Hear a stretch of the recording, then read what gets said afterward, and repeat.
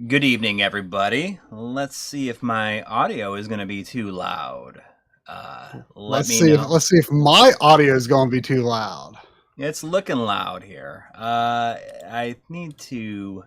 Probably need to move me a bit. Some people might be a little distressed seeing too much tri-leg Yeah. there. Well, yeah. I can readjust it. Let me know if it's too loud. It may be too loud.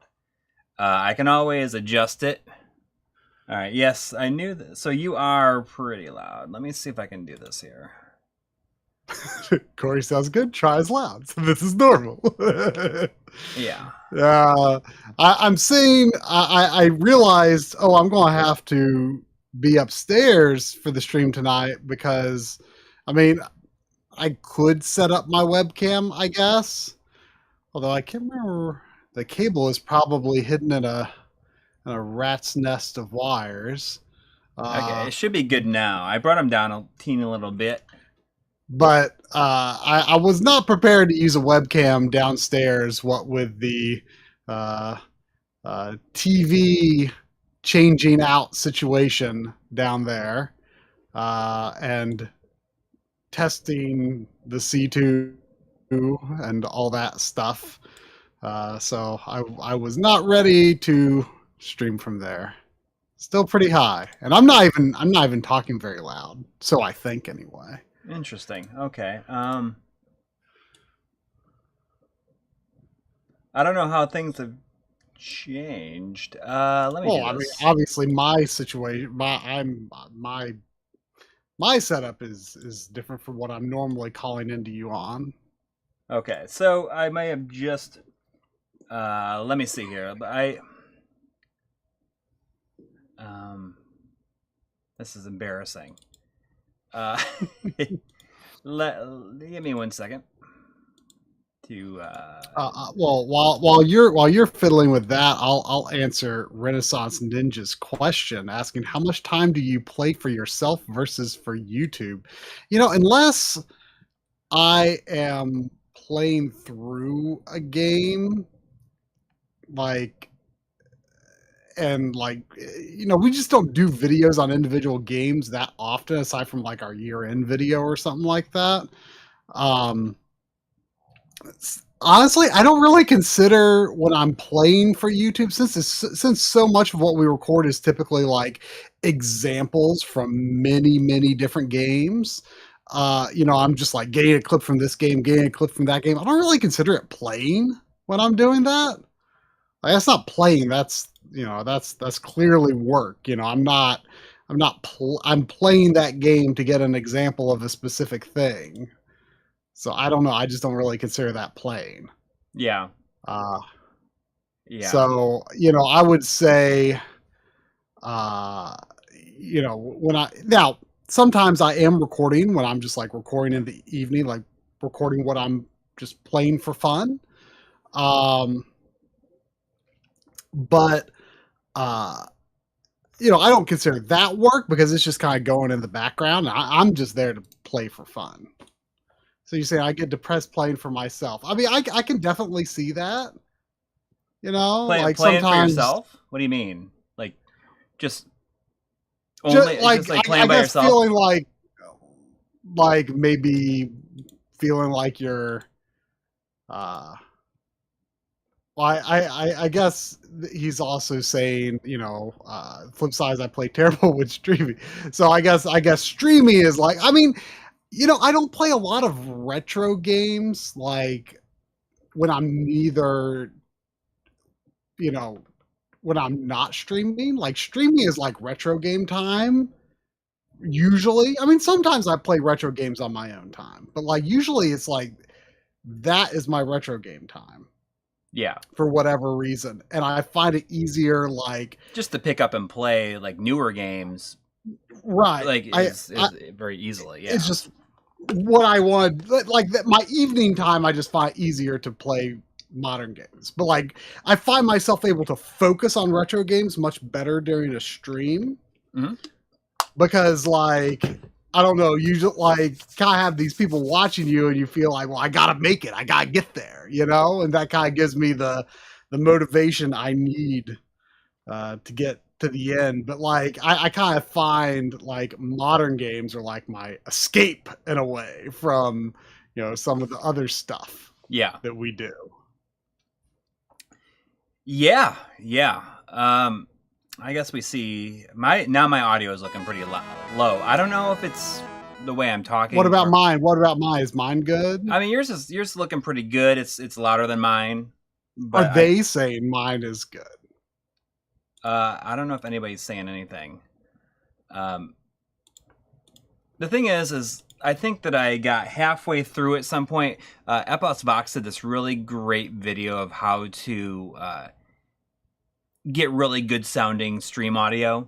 And I got like halfway through it, and I think that I had to do something else, and I just didn't come back to it. So I have like kind of half of it implemented right now, which is what I think is like is screwing me up. But I guess the thing is I didn't take into account the fact that I have game audio routing through like my main audio mixer.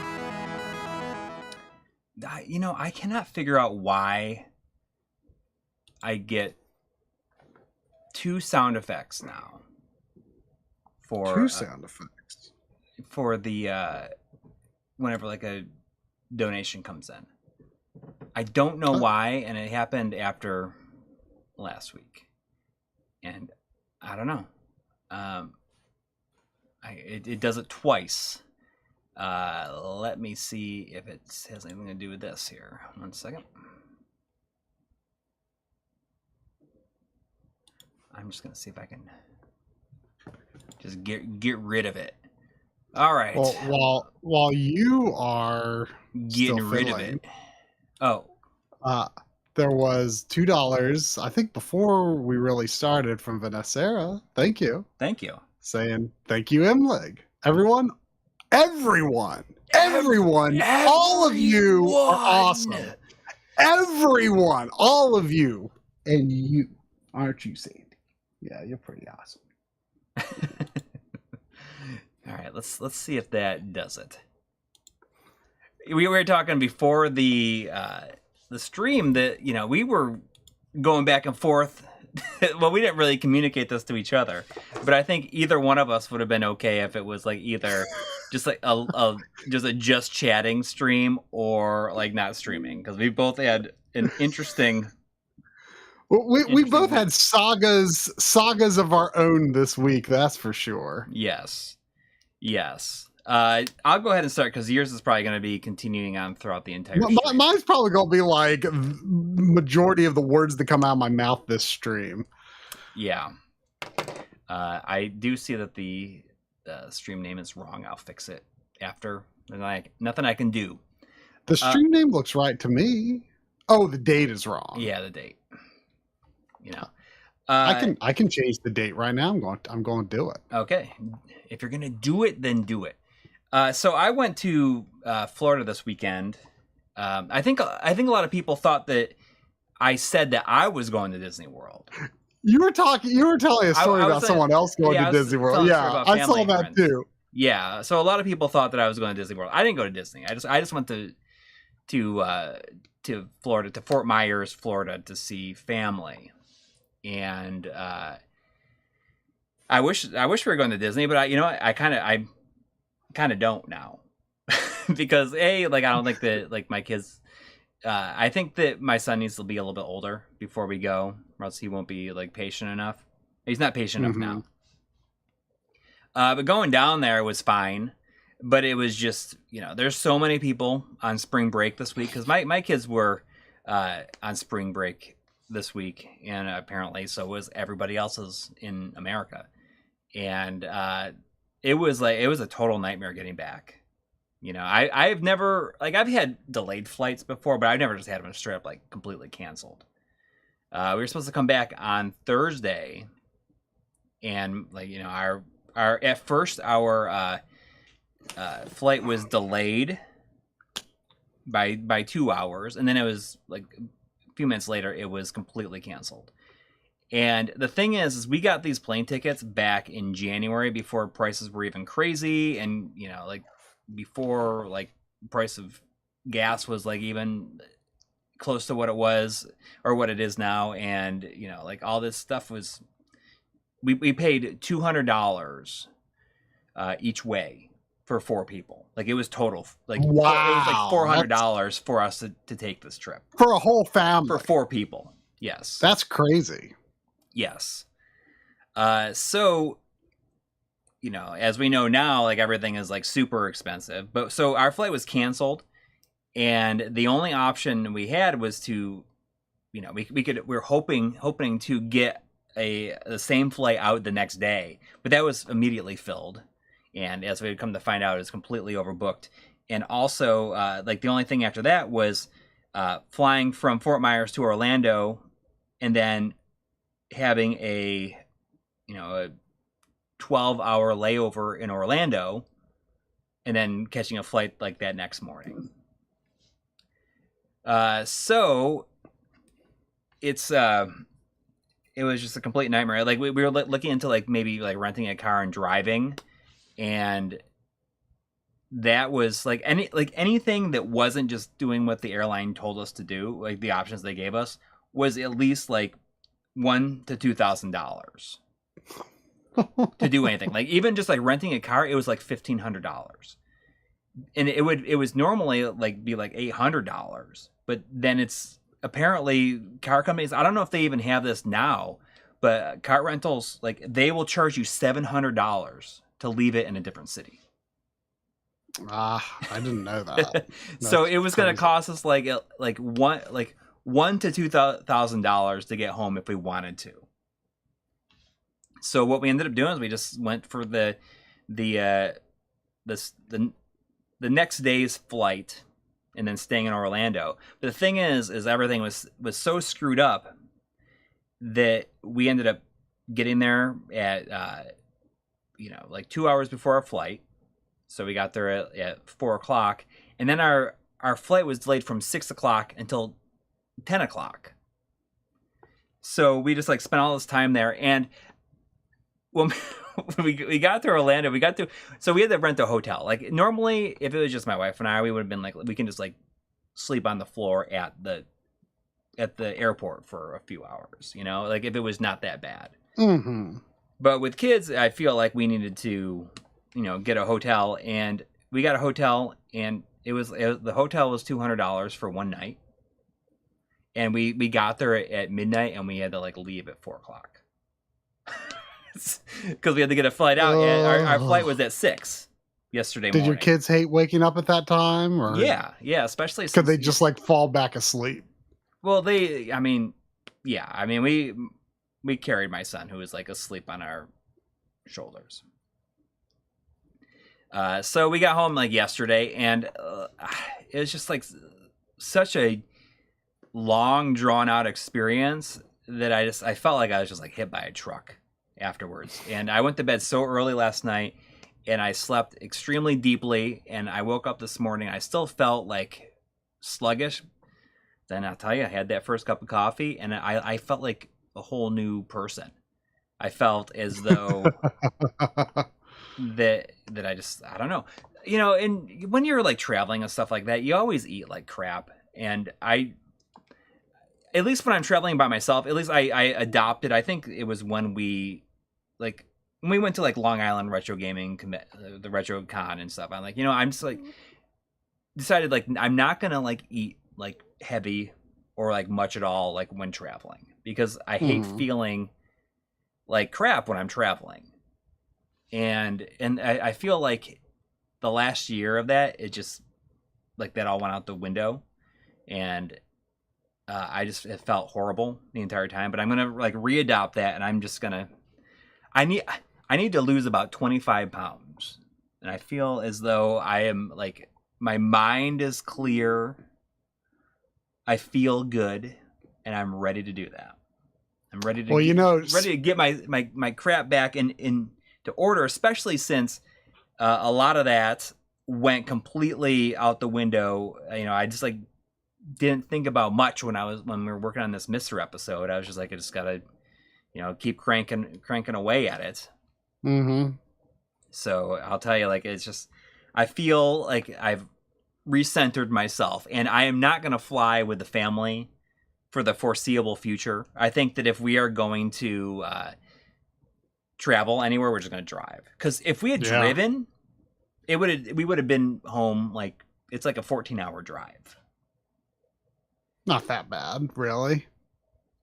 Yeah, I mean, like roughly over 2 days. Yeah, that wouldn't. I don't think that would be that bad. I mean, we've driven to Myrtle Beach, and thing is, if we were driving, like we'd make a trip out of it. We'd stop places. We would have stopped and seen you if we were doing it. Yeah, you know, like there's stuff that's we could just do on the way. You know, like so.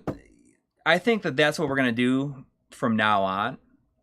So, you know, just drive and not feel like I have to. It would be like it's still, gas would still be expensive to drive, but it wouldn't. I wouldn't feel like I was, you know, nothing as severe as, you know, paying $200 to stay in a hotel for that night. And if we had just gotten a refund because we bought our tickets for so cheap, it would have been like, here's $200. What are you gonna do with that? You know, because like you couldn't do anything. Anyways, I'm gonna play this game. I don't really know anything about it. Yeah, it showed up. I saw it go live on Super Rare Games, and I thought, hey, that looks pretty cool. Yeah. And it does look pretty cool. I missed it. It does. I didn't know about it until you told me. Well, I told you. And then sometimes you miss a cool looking physical. Sometimes you do. Let me fix your positioning real quick. And while you're doing that, I'm going to be catching up on Super Chats because there's been a few. Sorry about that, everyone who has waited, especially PWC Vlog. Who donated 12 minutes ago and says, I need to know ASAP. And I have not let you know ASAP. Asks, keep FrameMeister, RetroTink 4X, I assume you mean RetroTink 5X, or is there something new I should wait for? You know, I mean, you know, FrameMeister is fine. RetroTink 5X is a lot better. Easily. That's maybe a tad loud for me, but not too much. Oh, hang on. On my end. Better. You know, upcoming things are OSSC Pro and Pixel FX Morph, but you know, we just don't know all the details about them. And you know, with the part shortage and everything, you know, who knows what the price will be, who knows what the availability will be, you know.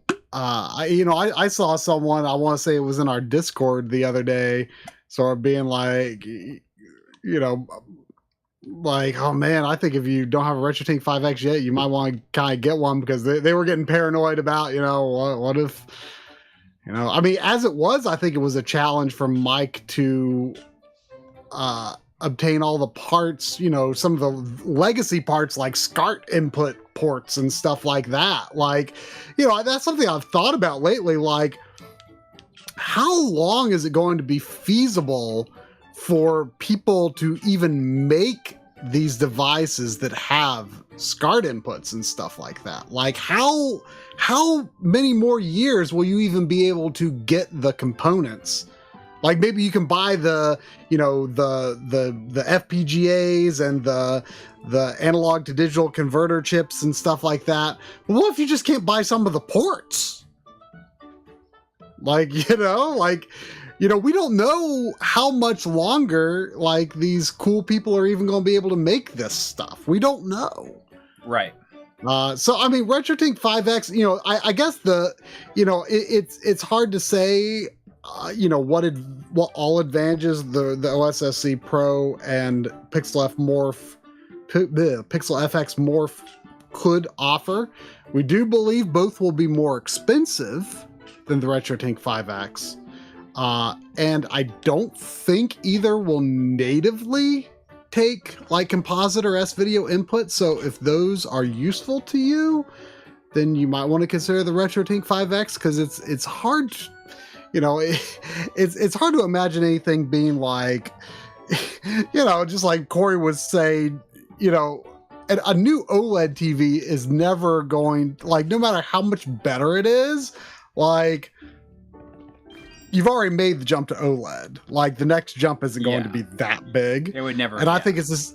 I think it's the same thing with like the RetroTink 5X. Like, yeah, there's more scalers coming down the pike, and some may be better in some regards, but I don't think it's going to be a life-changing amount different, or you have to have the fear of missing out, sort of thing. I mean, there's definitely going to be cool features on them. I mean, the thing I'm most excited about, I think both OSSC Pro and Pixel FX Morph are going to have an HDMI input.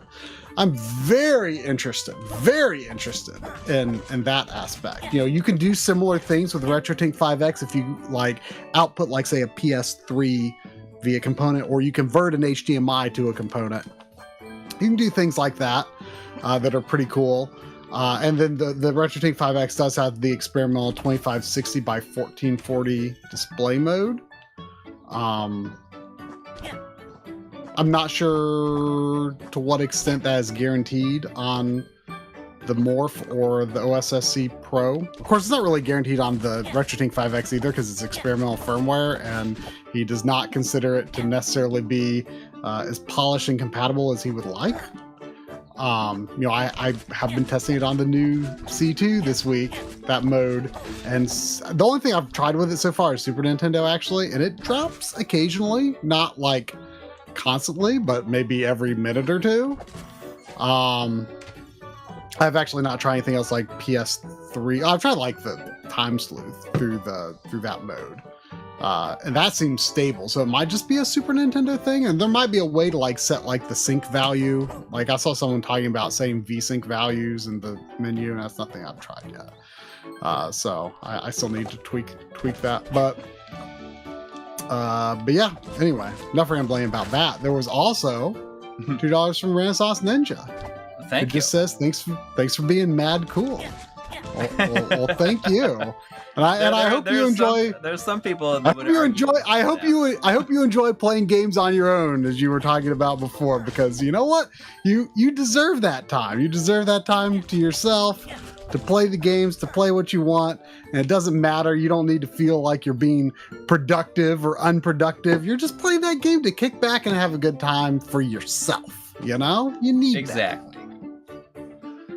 There was also $6.99 Canadian from Scott Borton. I kind of love that last name, Scott Borton.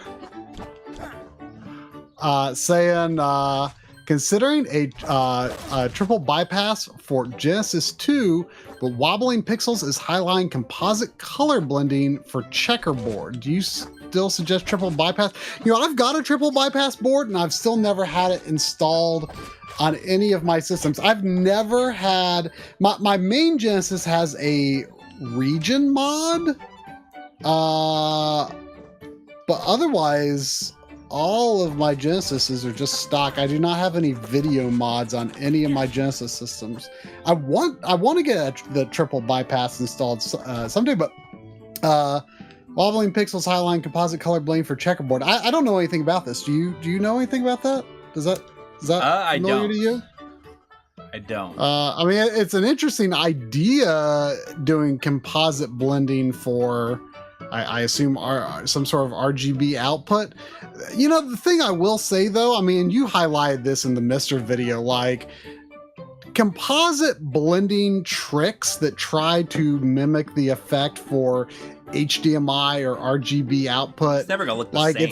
It's something else. Yeah, it's not. It's either all or nothing. Like, all things that look like dither patterns are blended, or like it's more selective and but it's never going to be perfect. I don't think it's ever going to be perfect unless you get some sort of like AI recognition algorithm, which has been in my head because I watched that Chrono Cross video on Digital Foundry today. They were talking about how they need to train their AI better, to upscale the backgrounds better. And I imagine maybe you could train an AI to do Genesis composite blending without the bad effects. Maybe, I don't know, but we're not. I don't think we're anywhere close to that right now.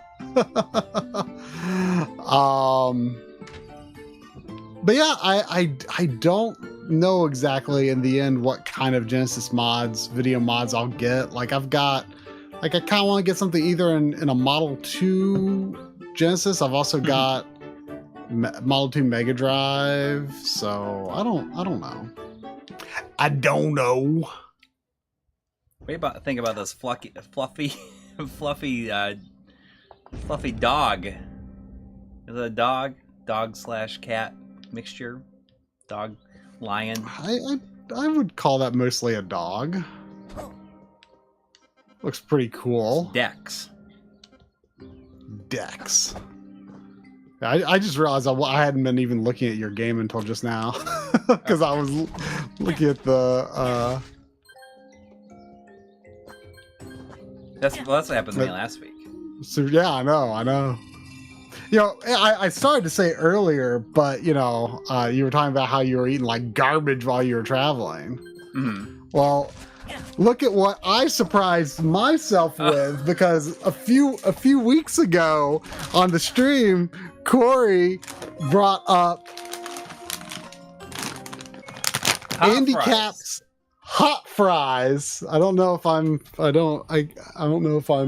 showing it in the. Yeah, you are. Oh yeah, there we go. Yeah, Andy Cap's hot fries. I'm like, I've never heard of this, and so we talked about what it was. Yeah, Sandy heard a bag. Sandy heard a bag of goodies. You sure did. You came running, and I was like, I've never heard of that. Like, you were just, I don't even remember what the conversation was about, and I went to Walmart.com and like searched for it and put it in my shopping cart. And then, you know, last week I needed some groceries, so I put in a pickup order at Walmart, and lo and behold, what is in this that I didn't even realize was still in my cart? But Andy Cap's hot fries. I'm excited to see what you think of them. I feel as though, I mean, you're not going to be impressed. But they are the kind of thing that it's like, oh, and then the entire bag is gone. So we'll see what you think. I mean, they're better than the one chip challenge. I'll tell you that.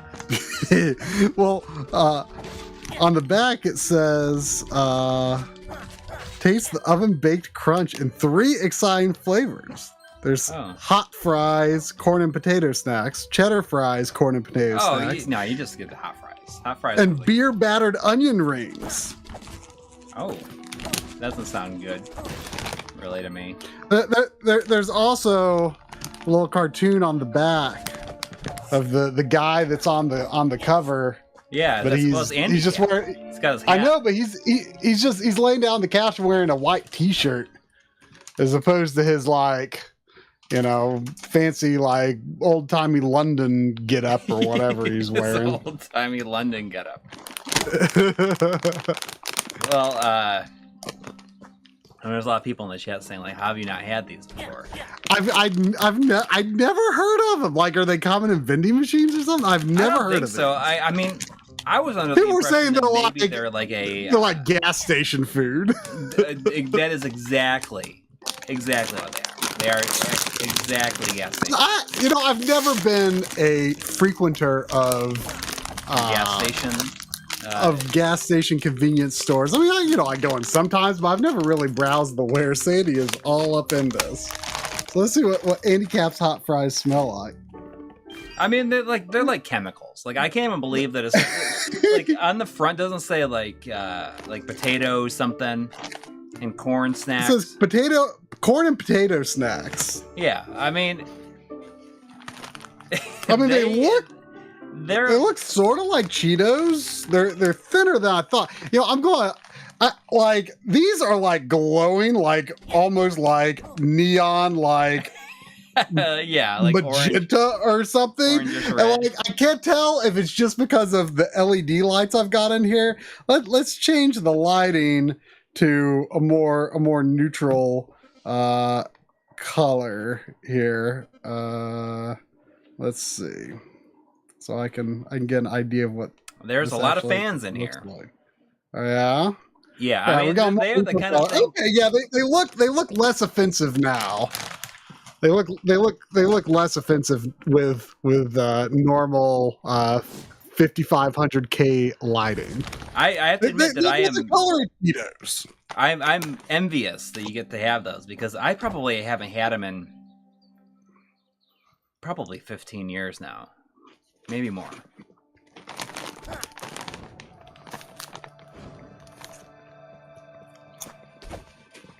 I mean, there's a mild kick to them. Yeah, a mild kick.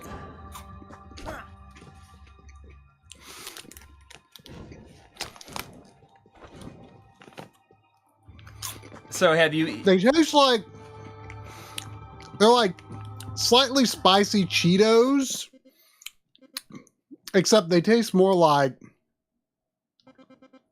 what is it, Corn Pops or whatever, the cereal. Yeah. I mean, you'll probably eat the entire bag. I mean, this is a giant bag. I know, but the ones that I used to always have they were much thinner and longer. I didn't realize they came in those kind of bags. Before, I feel like they were like, it was like a shiny bag before. It's like a shiny. What is shiny? It is shiny. Oh, okay, yeah, that's exactly what they were like then.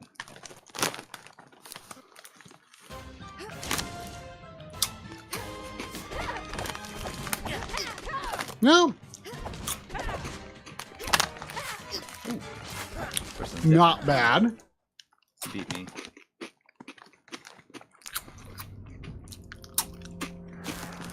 Uh-oh. You know, in a way... Oh, he's got... the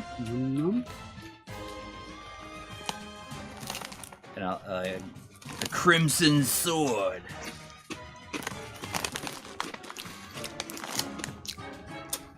Yeah, pretty good. I keep thinking about putting the clothespin on the bag, but I haven't done it yet. There's a little hard stop. Oh, look at this. Rob Gurman says Cheetos ripped them off and aren't as good. I mean, there's definitely, I like the kick to these, Yeah. In some ways, that does make them a little more interesting than Cheetos, that's for sure. Actually, I like a lot of store brand or something like that Cheetos just as well, if not better than actual Cheetos. This game seems pretty cool. I like that it almost, like, the main character looks kind of like Adol. Adol, a little bit. Yeah. Oh, I had a paper towel. Don't worry. Of a side-scrolling Ease. It's not Ease 3.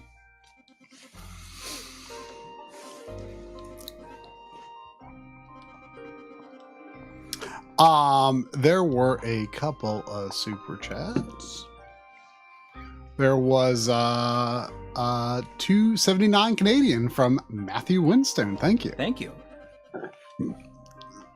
Saying thoughts on Retro NAS. GameCube plus Swiss plus ISOs plus Ethernet equals.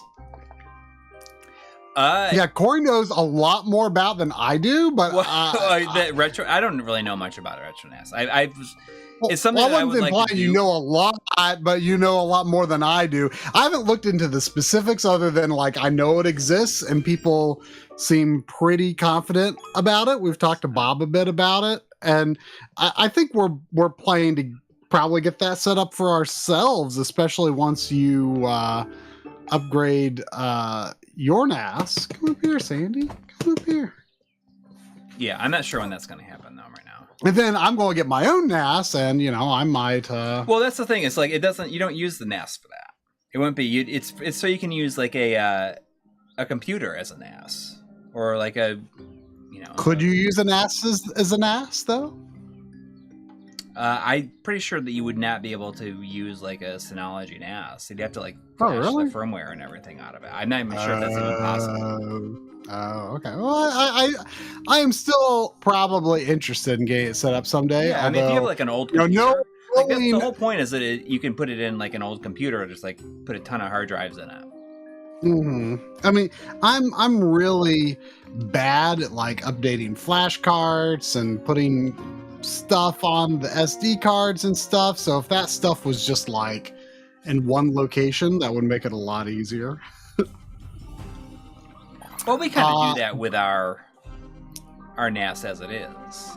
Like I update all that stuff. I mean, it's not going to update your flashcards.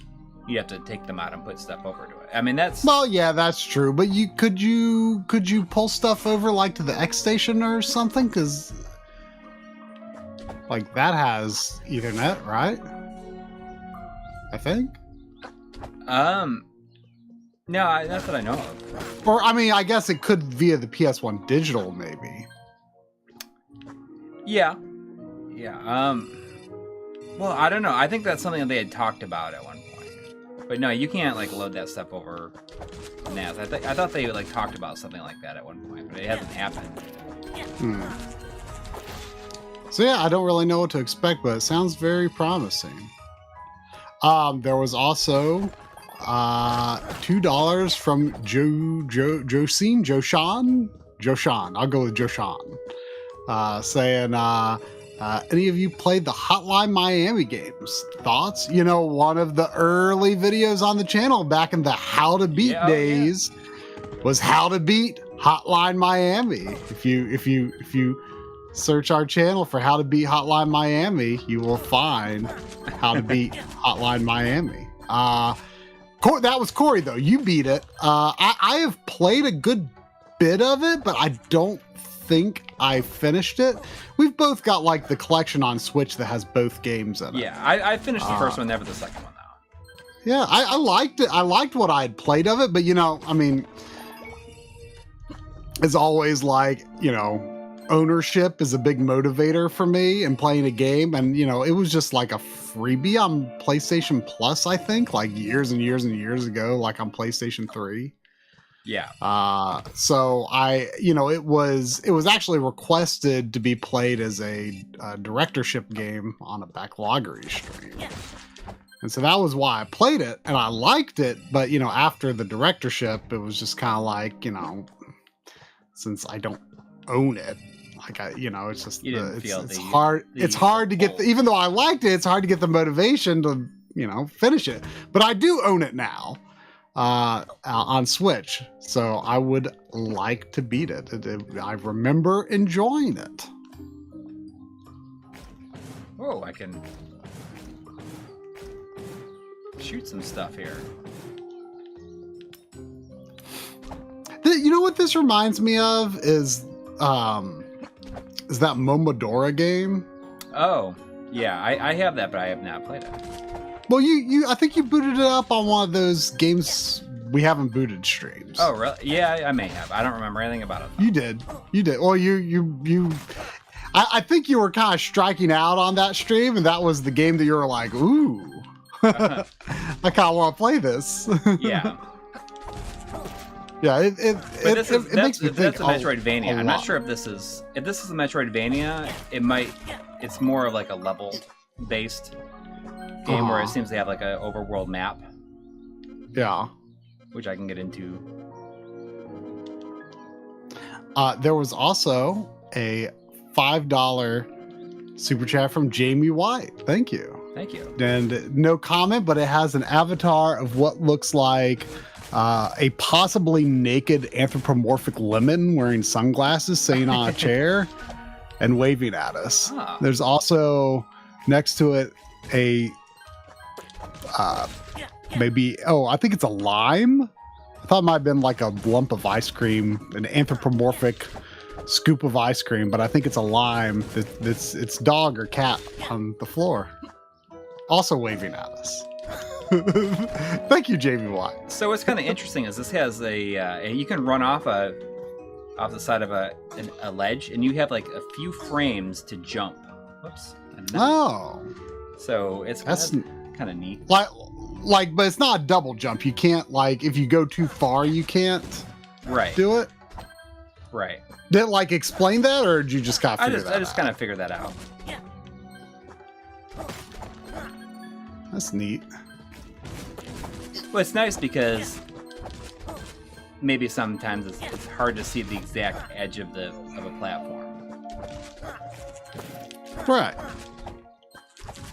Or, you know, always nice in case there's some input lag. Yeah. Which, speaking of, so I've mentioned the C2 a few times. If you use Twitter, which I generally don't, but I've probably used Twitter more than I have in like the past, like, I don't know, 7 years or longer, this past couple of days, trying to crowdsource some information about the LG C1 and CX and how lag works across different resolutions and different aspect ratios. Because you know, I got the LG C2, just came out, brand new. You know, everyone does nothing but rave about the CX and the C1. Why would the C2 be any different? You know, it seems like they really hit their sweet spot on, you know, features and things just working and whatnot. And, you know, I don't know if, like, it's always this way when you get, like, launch TV firmware. I've never been an early adopter of, you know, a specific year's TV model. And of course, you know, I'm testing so many weird things on it now, you know? Yeah. The average user is not going to run across, you know, because we're using Retrode and Mister and stuff like that. Yeah. Which is a unique approach for, you know, like doing a TV review. Doing a review. I mean, that's why I wanted to do it like right away, because it's like, well, you know, I'm willing to pay the launch cost, even though it was actually $200 off at Best Buy. So I was really happy about that. Mm-hmm. But I thought, you know, there's so many questions I would have, you know, if I was looking for a new TV, about like, well, would it work with this weird thing? And there's literally, or what would be the lag with this particular resolution? And there's like almost no one who would be able to tell you, you know? Yeah. And I thought, well, you know, I'll be that person this time. Yeah. You know? So I thought I'd do it. I'm going to do it. But it's been challenging. And I'm like ping-ponging back and forth on, you know, whether I'm keeping it or whether I'm taking it back for a C1 or a G1. Because I could get because this is a 55-inch C2. I could get a 65-inch C1 for only $100 more than I paid.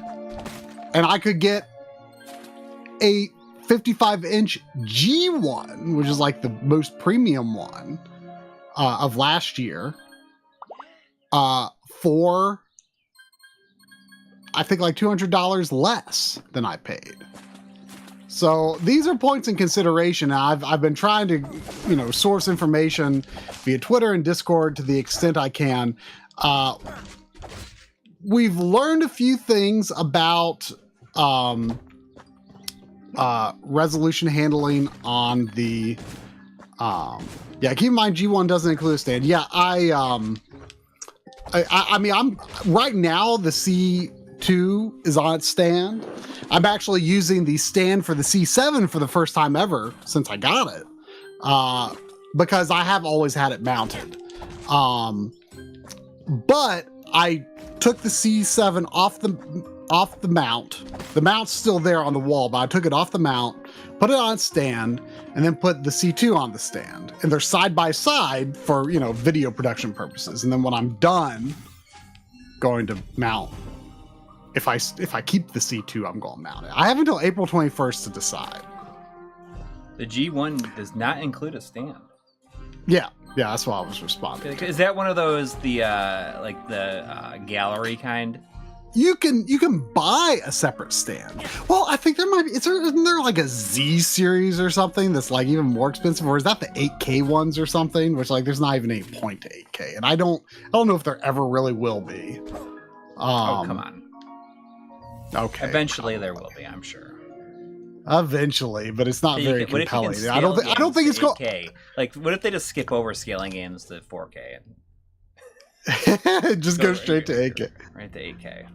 But anyway, can you imagine how sharp those pixels would be? So I should say it like it is relatively concise as possible. Sharp, they would literally kill you. You will. This TV will kill you if you play retro games on it.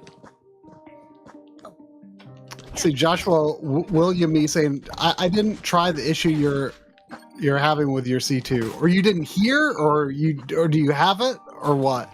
So anyway, so there's like two problems that I've been complaining about on Twitter. First, I'll talk about the lag tests. The long and short of it is 4.3. It doesn't matter whether the content is natively 4.3. It doesn't matter if you have just scan set, because you can't even choose that when you're in the game optimizer mode anyway. And it doesn't matter if you set original aspect ratio or set 4.3 or set 16:9. It doesn't matter if the source is flagging it is 4.3 or not flagging it as 4.3. If the content is displayed at 4.3, no matter what, this fish, no matter that fish what, looks like Wilford Brimley. I don't know who that is.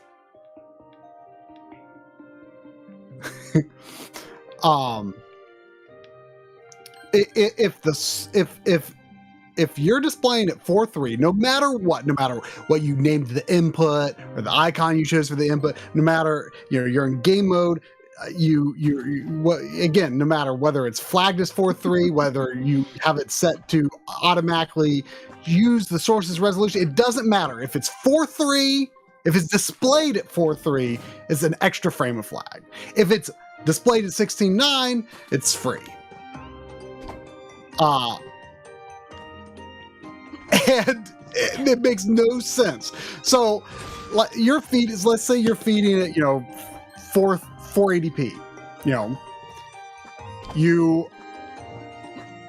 and it's a 4.3 signal. You're gaining an extra frame of flag for displaying that at its native aspect ratio, but it's free to stretch it. That makes no sense. The bigger issue to me is 1920 by 1440, because that's like, it looks amazing. It looks so crisp and clear. So crisp and clear. But if, that's, the difference is, with like 1080p, the pillar boxes are part of the full 16:9 frame, right? So you get that correct aspect ratio. The TV doesn't know, that it's actually displaying a 4.3 signal, because the source is making the 4.3 aspect ratio within the frame. Mm-hmm. But then with 1920 by 1440, which is, pretty common with these retro gaming devices, because it's just feasible enough with the, tier of HDMI chips that, the creators are able to access. Just feasible enough to push that high. 2560 by 1440 is possible on the RetroTink 5X as an experimental option, although I have had trouble with it staying stable on Super Nintendo on this TV. I haven't tested anything else with it, though. I suspect other things like the PS3 would probably be fine, but regardless, with the Mister, regardless, you're the highest you're going to be able to get. I mean, there's that iPad resolution, but it's completely screwed up on the C2. That's completely too bad. Screwed up. Because it looks amazing on those iPad screens. Yeah. In fact, I think that it's possibly responsible for the problem I'll talk about later. But trust me, I have tried every angle. If you go to Twitter, you'll see you can find I posted a link to an unlisted video, and somehow it's all, like, last I looked, it was almost 1,000 views. this unlisted video, I mean, it's super bare bones. It's terrible production quality. But I just wanted to demonstrate. But it's not that bad. I mean, I think that it's kind of. I think that kind of thing. I mean, it would work. It would have worked as like it's similar, I guess, to the video logs we did. Yeah. Oh yeah. I mean, I'll probably take it and put it in like the bonus playlist or something. Oh yeah, that's actually a good idea. That's a good idea. But so anyway, yeah. So you're getting a frame of lag to put anything in 4.3, no matter what. But what's interesting is that it sounds like, based on information people are, people have been, trying to do some tests for me with their C1s and CXs. It sounds like, at least the CX, I'm not sure about the C1 totally. It sounds like there is variance in performance between resolutions, and that's not the case with the C2. Everything, if you're displaying at 16:9, everything is super consistent. I mean, I'm talking about 9 milliseconds in the standard game mode, like 2 milliseconds in the boost mode, which doesn't work well with 480p or 720p, but it does work well with 1080p, 1440p, and of course 2160p, although I can't directly test 2160p lag. But anyway, so I lost my train of thought. So anyway, yeah. So I mean, it looks amazing, but it's consistent though. But then, okay, so you want to do black frame insertion. Let's say black frame insertion is about 16 milliseconds cost. You want to do 4.3, that's another 16 milliseconds cost. So that's 2 frames of lag you've added. And then you've got the baseline of 9 frames of lag. So the best you're going to get is close to 3 frames of lag if you want 4.3 with black frame insertion. And that's getting pretty bad. That's getting pretty bad. Mm-hmm. Like, honestly, I could play that, but I wouldn't want to, I wouldn't choose to use that much lag. Right. I wish I could. I mean, black frame insertion as it is, like on any source, is going to be about 26 or 27 milliseconds, something in that range, which is like not bad if like the content was well suited for black frame insertion. I'm still not totally sure like how often I'm going to use that feature. It's definitely gimped on the C2 because you can't even do it on 120 hertz, which is one of the, I think, compelling reasons to maybe consider exchanging for a G1 or a C1. Because like, 120 hertz is okay, but I feel like if you added black frame insertion, then you would really get a much more full sense of the clarity, and it's also, I guess, less the darkening effect is much less at 120 hertz. So, but what people were saying is that the C2 does not have it at 120, right? That's right. That's what I was saying. Yeah, okay. You cannot use it. You cannot use it on the C2 at 120. And there's only one option. It's on or off. You can't set a degree of strength. It's not perfect motion clarity. It is very good though.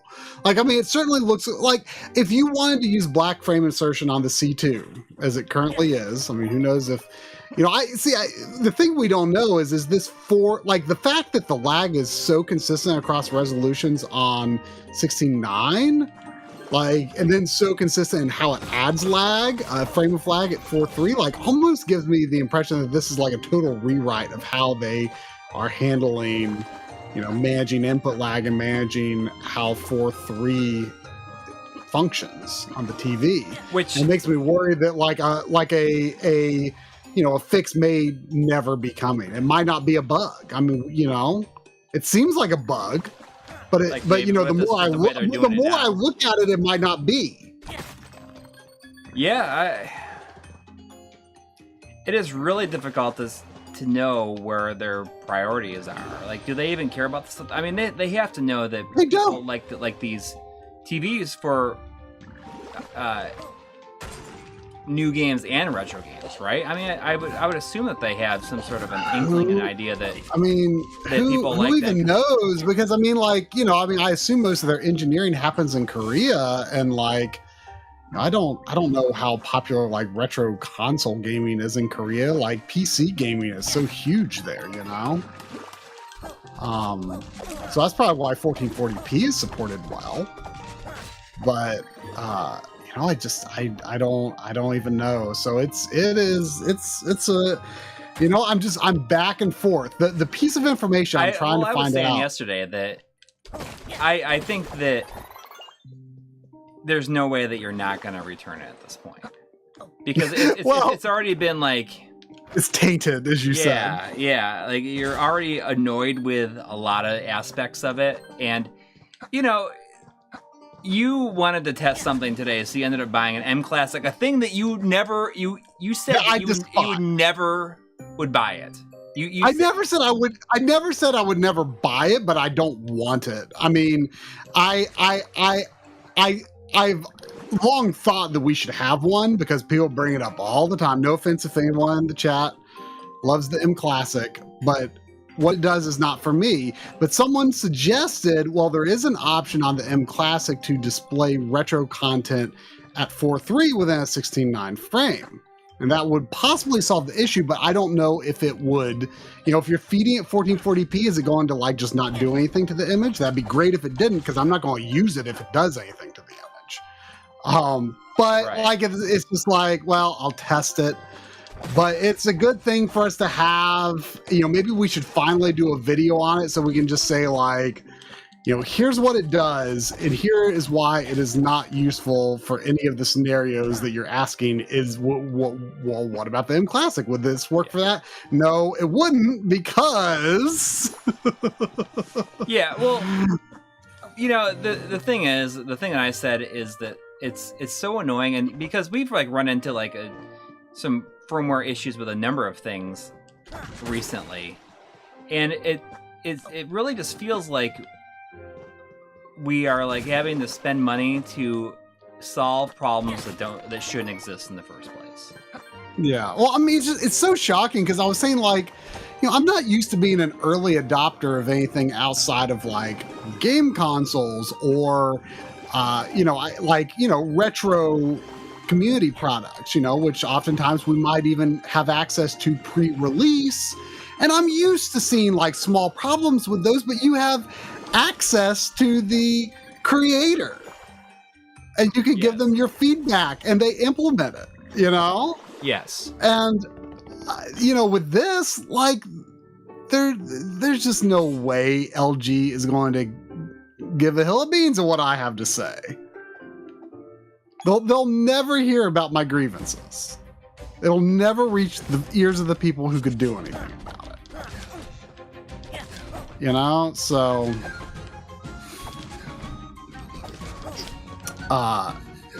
but yeah, I mean, like you said, it's already tainted. But the thing that I really want to find out, and you know, it takes a person with a very specific set of stuff. There, shortly before the stream, there was someone on Twitter who sounded like they might almost have the stuff to do.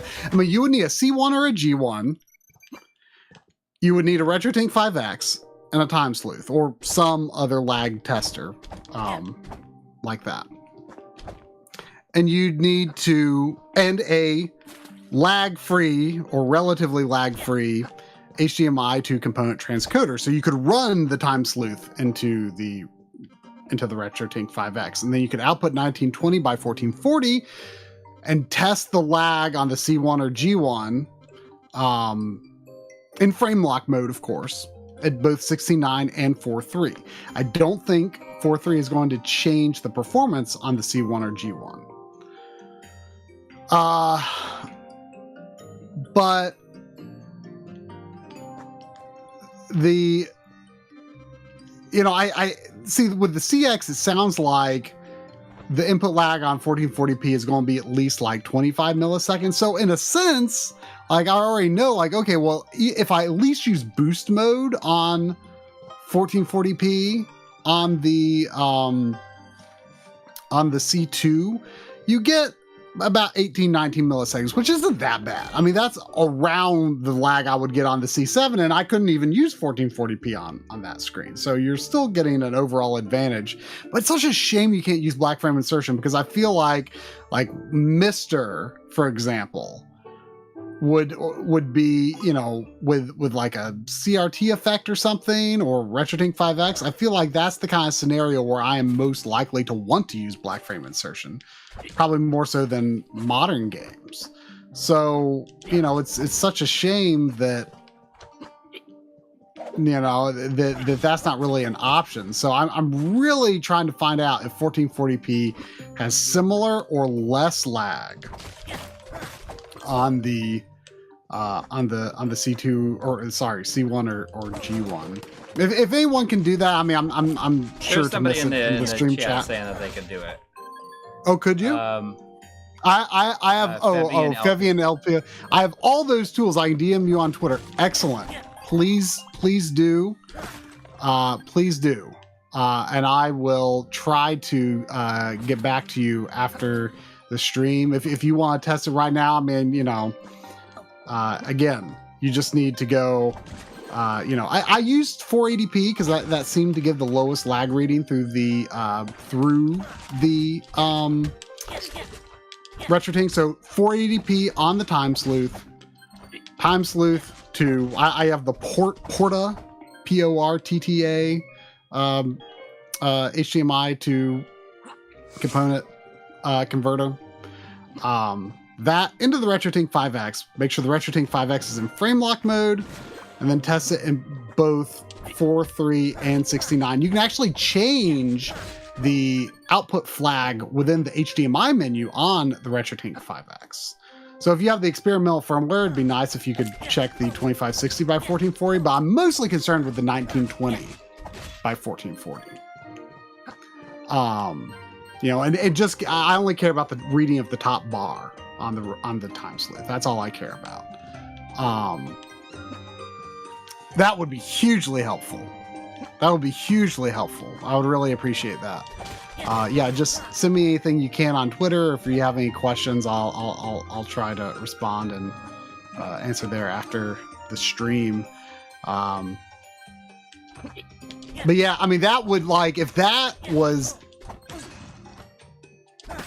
at least as good or better than what I'm getting on the C2. I mean, you know, this stuff could be fixed in firmware, it could not, but I know for sure I could get 120 hertz black frame insertion on the C2 or G2. You've been trying to get a response from the Vincent from I sort of gave up for now, though. I guess I tagged him on. I think I tagged him on something that on my first question. Yeah. And then John retweeted something else at him, but as far as I know, I don't think he's responded to any of that stuff. It seems like, I bet he's getting gets a lot of stuff on. Oh, I bet he does. Now the other issue I was having, I have not triggered the issue again. I suspect it may have been related to testing that 15 whatever iPad resolution on the Mister, and then later testing 1200p on the Retrode, because that's the only obvious thing that I can think of that I tested relatively shortly before I started noticing the issue. But basically, when I was using black frame insertion, there would be a flash like every 8 seconds where it was like a skipped insertion. So the screen was brighter for like 1 frame. Later, I figured out that was actually a symptom of a larger problem, because you know, I was watching a movie and I noticed that the frame delivery was awful. And I was watching it through the Xbox because I hadn't set up any smart apps on the TV. And I was like, wow, this looks awful. And I almost set up the TV smart app, and then I was like, but I haven't I haven't run the optical cable out to the receiver yet, so I'll just keep watching on the Xbox, so the Xbox is routed through the receiver. But I mean, it was really choppy. It looked really bad. And I in retrospect, I realized, aha, that must have been part of it. And that once I started testing lag, I'm like, oh my gosh, the lag is terrible. Something happened. It didn't matter what input I was on. It didn't matter what game mode settings I had. It didn't matter, again, what the stupid thing about how, do you name it PC? Do you name it game console? I thought that was like no longer a thing, but it's a thing apparently. Well, I don't know. It's not affecting lag, but it definitely, I confirmed it does. Like the color, it does right? impact. I guess the color, like the 444 resolution, the 444. I've not really been able to thoroughly test it on 2160p content, but like I tried, Switch, and if you look up close, there is a clear difference in scaling quality if you do set it to PC. It's definitely. So weird, but yes. It's very weird. It's not something you would... I had mine set that way too, because at first I thought I read something, like back when I first got my C8, they were saying like, oh, that doesn't have anything to do with it anymore. Like it doesn't have any effect on it. But then I found out that it does, so I just... It does, yeah. So that's been a thing for like super long, like a decade or longer at least. Yeah. I mean, my old Samsung was like that too. And it's just like something I do, every time. But it's so stupid. Just like, why do that? Why? Like, I mean, TV settings menus are maddening because like, there's clearly like some, marketing department hand in this where they're like, oh, but we don't want to overwhelm the customer. But then there's like so many settings that they still put in there that like, some of the color calibration settings. And now there's like the white balance menu has like all of these different, two point something or other. Yep. And I'm just like, all I knew before was just like, you just like set your, you have a scale of saying the white balance cool or warm or neutral. Oh no, there's I'm like, I don't even know what this stuff means. Okay, and yet there's you've never like been in like the advanced settings and stuff or stuff like that. Something I've written in this script, like I am not like a massive stickler for like color reproduction. Mm-hmm. Like I want deep black levels. I want, I don't want to lose like detail, and I want like what I would consider to be a very looking white balance, which to me personally, I actually find tends to be on the cool side. Like I have like cool 30 set on both the C7 and C2. Like I just prefer a cooler white balance. It doesn't feel blue to me. Like it feel like when I see white at cool 30, that feels like white to me. Right. Now, I guess like bluish, yeah, and then there's like I can't stand it when it's like too warm because well, what's really weird, like this is probably a standard thing because I guess Dolby Vision tend to be more of a movie mode, and I've never understood why like when you set like a TV to like cinema mode or something like that, like the default white balance is always like super white or super yellow on it, like it's very warm. Yeah, and I hate how that looks. I mean, how much I hate like that like blue light reduction thing, which is actually a feature on the TV. I don't mind it when it's like intentional, like when it's on devices I don't care about, like I cannot like even if it's just like looking at my phone and I don't care about my phone, like I cannot stand to look at pictures like that. I cannot stand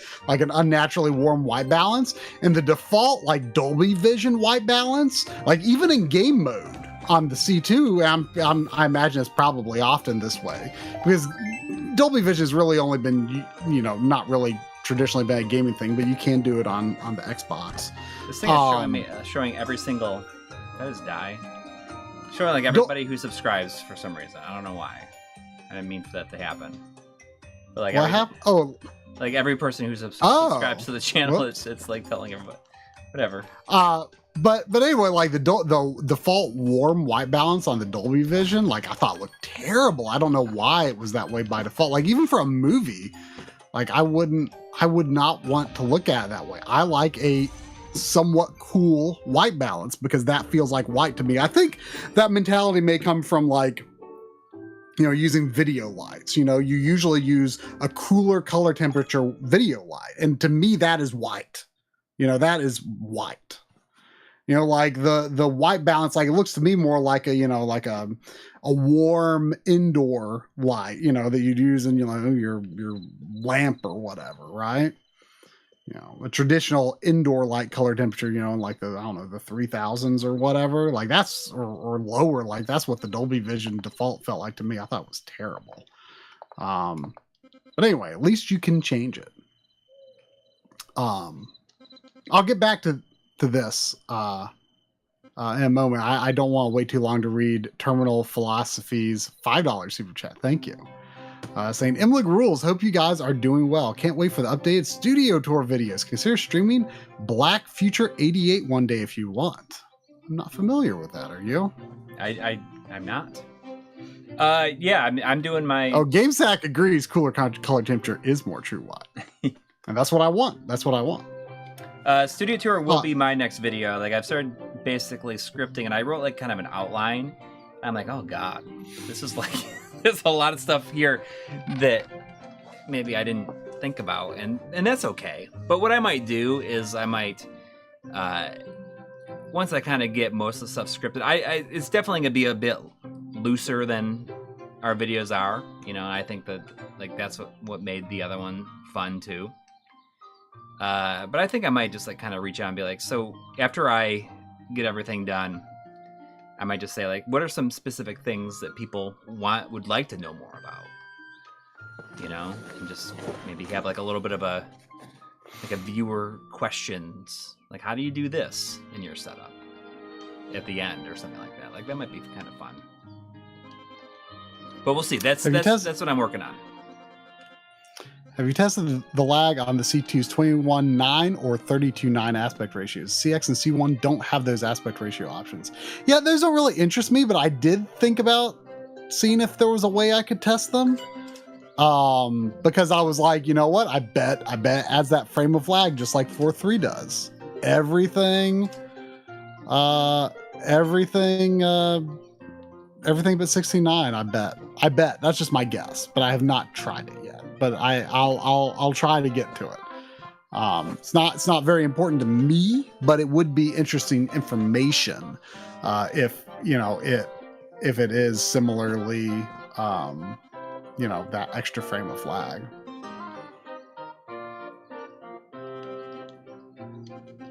I just sold all those relics to that guy. I don't know if I was supposed to, but I had slots for every single one, so I assume.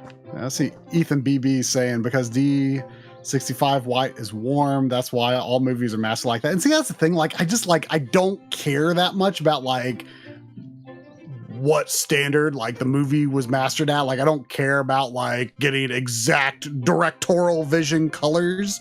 Like, I want colors that are pleasing to me. So like I say, like my pillars of image quality are, a cool, what looks like true white balance to my eyes, a dark, preferably perfect black level, good scaling, no artifacts added by image sharpening or noise reduction or anything like that. Those are my pillars of image quality. Correct aspect ratio. Let's not forget that. Those are my pillars of image quality.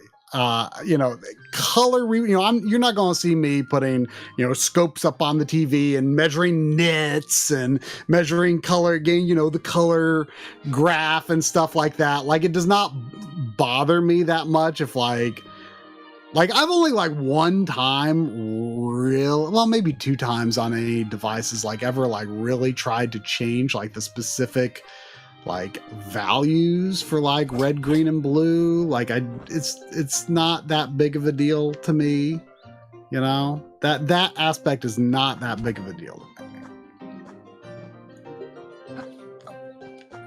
I do want a perfect dark. Wow, that's why I streamed last week. That feels like a long time ago.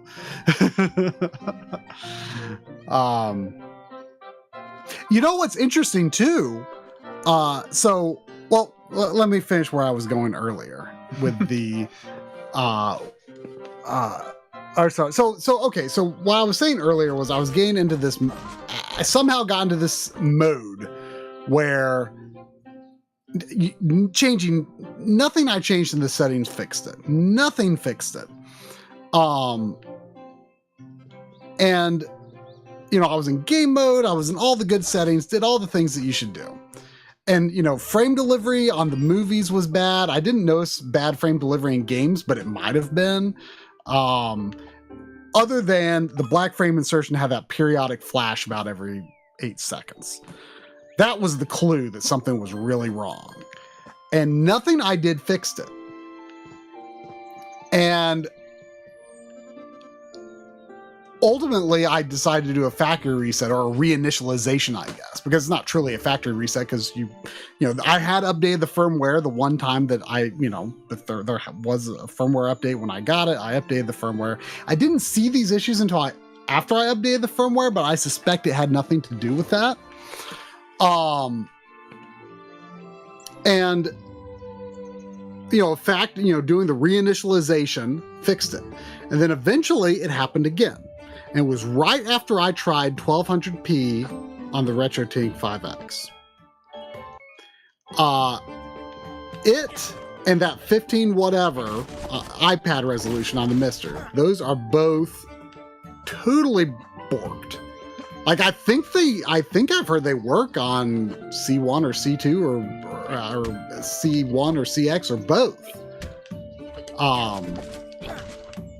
But they how like Master System or Famicom 3D system games look like if you're not wearing the glasses? Yeah, or it's just shaking. It's just like back and forth, like 1200p and that iPad resolution look like that. Yeah, that's weird. That's unplayable. Do you ever just sit and enjoy the movie? I do. That's why I said I don't care about the director's color vision. And normally, when I'm watching a movie, the frame pacing isn't like super screwed up, which it was. So normally, yes, I do just sit and enjoy the movie. I normally don't even think about these things. The only thing I thought about my C7 was, oh, gee, that color smearing. I sure saw that in that scene just now. That's the only reason I upgraded it. And, it seems to be a common story. I'm hearing a lot of people say, like, oh, I'm thinking about upgrading to a C2 after my C7 too, because, everyone's with the C7 has issues. It just seems like it's come to that. So I wonder if I can buy stuff. I haven't bought anything, and I wonder if that's something I can do. Oh, yeah, it looks like, you got a lot of them gems. Yeah. I saw you were in a town earlier. Yeah, but I didn't see anything for sale.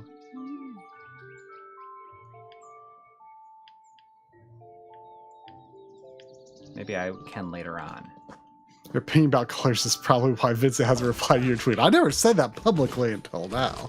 Although, yes, I know that Vincent and I most definitely have extremely different priorities.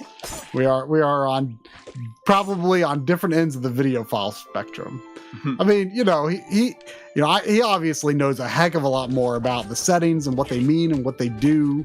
Like I said, there's like so many like micromanagement things you can do in like the white balance setting. This like, I don't understand this, and I don't think I have the energy to understand this because I can get the result I want without understanding it, without understanding all these other settings. And I've like honestly not done very much on the color temperature stuff.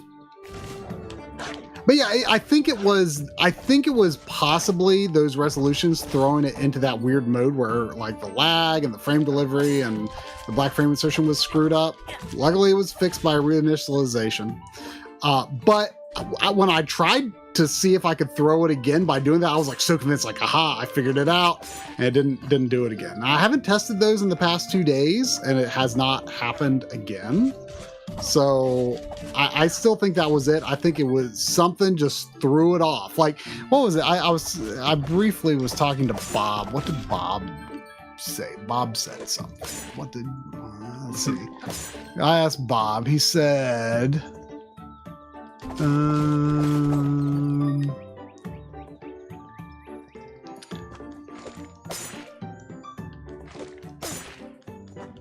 he said, I have seen TVs require reboots after switching many times between aspect ratio and resolutions.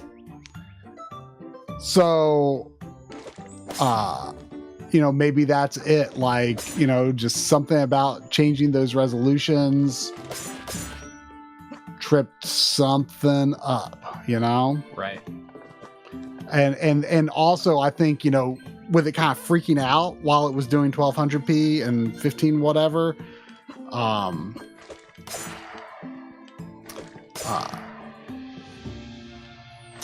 think that just something threw it off. So I don't think it's something you would come across in normal use as long as you avoided those resolutions, which is easy enough to do, but disappointing for the N64 digital, because 1200p is pretty nice on that. Yeah, were you saying that 1200p does not work on the TV? Yeah, it doesn't work. It does that thing I was saying where it looks like a Master System 3D game without the 3D that glasses. Alone, it would be like, you're not going to keep the TV if it can't do that. Because who knows if you're going to need that for something in the future. Yeah, it's crazy. I believe. Can anyone in here confirm 1200p works fine on C1 or G1?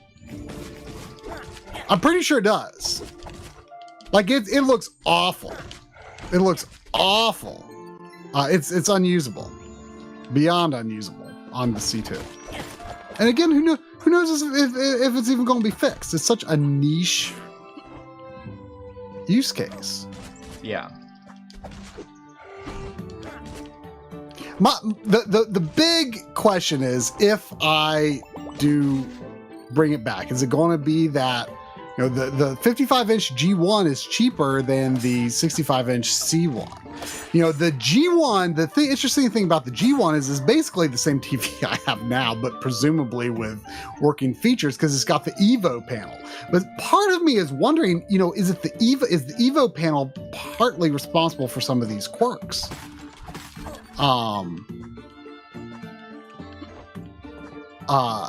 Maybe the Evo, like certain aspects have to be driven into the, maybe the way that you have to scale 4:3 on Evo panel, the way it works is different. I don't know. Maybe that's part of it.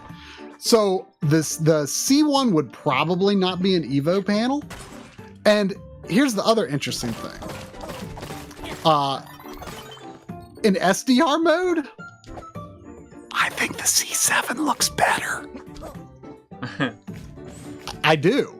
Not by like a lot, but, and of course my C7 is it's got the streaks because of aging, premature aging. Right. But like, if you're just looking at it, like I've had my OLED light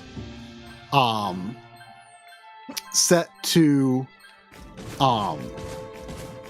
I have it set to 75 on the C7, and something that I had no idea of. I have no idea when this happened. I assume your CA is probably very similar to my C7, where like if you set SDR content to OLED light 100, it's like super bright. Yeah. I usually have mine around like, I thought it was at 75, but it's like at 85. Okay, so I have it 75. And then and part of the reason is because if you have that set up so high, and it looks fine when it's up that high, it's just that it doesn't have as big a, like, I guess HDR doesn't have create as big of an impression then. That's true. Like, so HDR should always be 100. Yeah, exactly. I have my OLED light set at like 75 or 85 currently, just so that, because the other one is, because the HDR light is set to 100. Yeah. So, I mean, the thing is, like, I think that, you know, my philosophy is that you want what you would consider paper white to be a relatively similar brightness on both SDR and HDR modes. Whereas, because if you're using all the luminance you have available on SDR, then like the whole scene is bright because it doesn't have information that like describes like the difference between paper white and an actual light source that should be bright, you know? Yeah. People are saying, I'm digging the background music on this game, but now I want all of Try's monologue set to music like this. And I think it actually, you know, it's funny. It's good music, but it's very like whimsical. But so, well, what's interesting then, like, so I agree, you should not set SDR as bright as HDR, but now there's like this artificial cap on SDR content. So you have to actually like go into like the eco or energy saving settings and like disable that to even be able to adjust the OLED light manually. The default is like 90. It felt pretty dim for HDR content to me. And I moved it up to 100. And it's about the same brightness. You know, I ain't measuring nits or nothing, but it's about the same brightness to my eye, close enough, as 75 on my C7. So, like, you know, if someone thought that the C7 was too dark and they thought they were going to get a brightness upgrade with the C2, or I assume C1, probably CX is similar in how this happens. I don't know. They would be feeling they got a downgrade. If like you were the kind of person that had OLED light set to 100 on SDR content, you would feel like you're getting a downgrade because you are not allowed to make SDR content go as high as you used to. Now, HDR content's a different story. It's like clearly better on the C2 than the C7. Like the highlights are much brighter. It looks fantastic. And it also has that tone mapping, dynamic tone mapping thing, which I think you have. That might have been the first one that had it, like, because you said that like the HDR in the menu on PS5, like you thought looked good, right? Yeah, it looks fine. Because it looks horrible on my TV. On the C7, right? On the C7, right. The PS5 menu looks horrible if it's an HDR, and like SDR games look horrible on PS5 on the C7, like really dark. It's terrible. If the system is set to HDR, like only HDR content looks good on the PS5, actual designed HDR content in HDR mode. So that's why it was so good. They added that option later that was HDR when supported. But now there's this dynamic tone mapping thing where SDR content within a HDR container actually looks really good. Now it's less accurate, but it looks cool. And technically you should turn that off if you're using actual designed HDR content. And I probably would do that. But like I played a good bit of Final Fantasy 14. You know, I'm playing through Endwalker right now. I played a good bit of Final Fantasy 14 with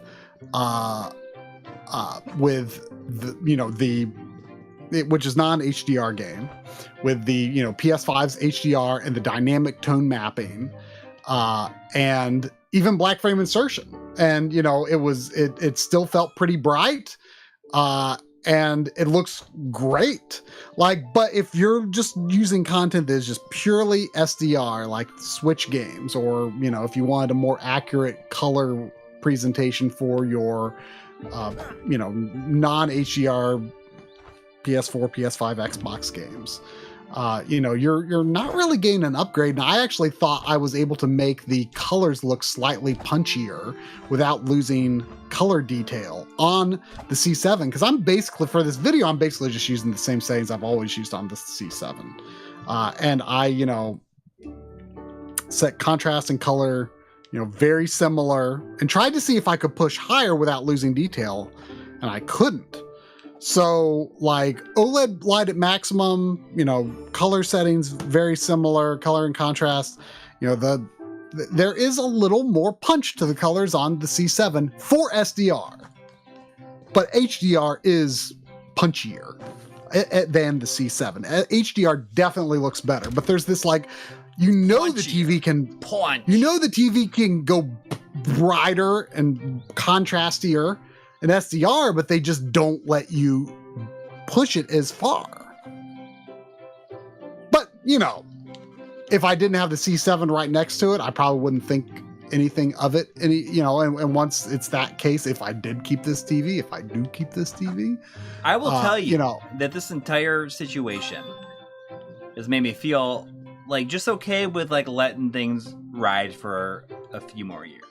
Oh, and I was too. Like this stuff gets figured out. Yeah, like I did not care that much about 120 hertz. I didn't care. I mean, I wanted variable refresh rate. That was the main thing I wanted. That was the one thing that made me be like, oh, I would really like an HDMI 2.1 screen. Now, the one thing I'm a little nervous about, maybe I've heard people say that on CX and C1 there's a little bit of a flicker, particularly in like near black colors in variable refresh. And I haven't seen that, but I haven't like really tested that many games that would benefit from variable refresh rate on the Xbox. That makes me a little nervous because I haven't seen anything like that on the C2. And I'm like, well, is that one thing they did improve? And like, would C1 or G1 be not as good VRR? Because that's like the one HDMI 2.1 feature that I kind of cared about.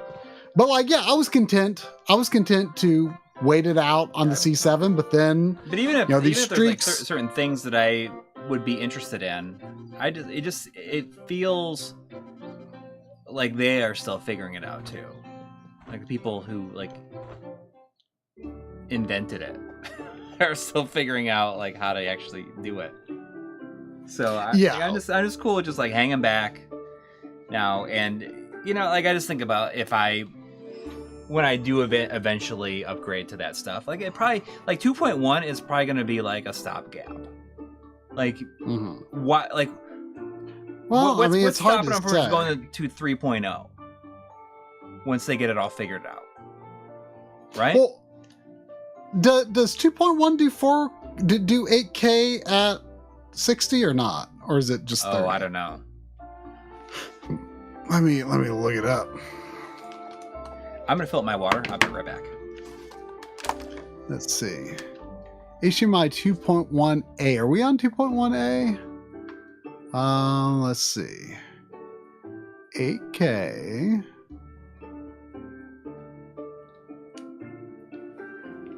Uh, 8K 60 hertz and 4K 120. So, I mean, I don't know. How soon do they really need HDMI 3.0? It'd be nice if they would get these standards firmly established before the TVs start coming out that could benefit from those features, but it always seems to be a couple of years delayed. What games are you guys going to be playing in the near future? Well, I'm playing Final Fantasy XIV Endwalker right now. Once I get the TV situation sorted out, and after I finish playing through that, I kind of feel like I want to play something that would like take really nice advantage of the TV. So I've thought about either doing Horizon Forbidden West or Elden Ring, maybe. I kind of lean toward one Elden Ring on the PS5. So I might wait until variable refresh rate is implemented on the PS5.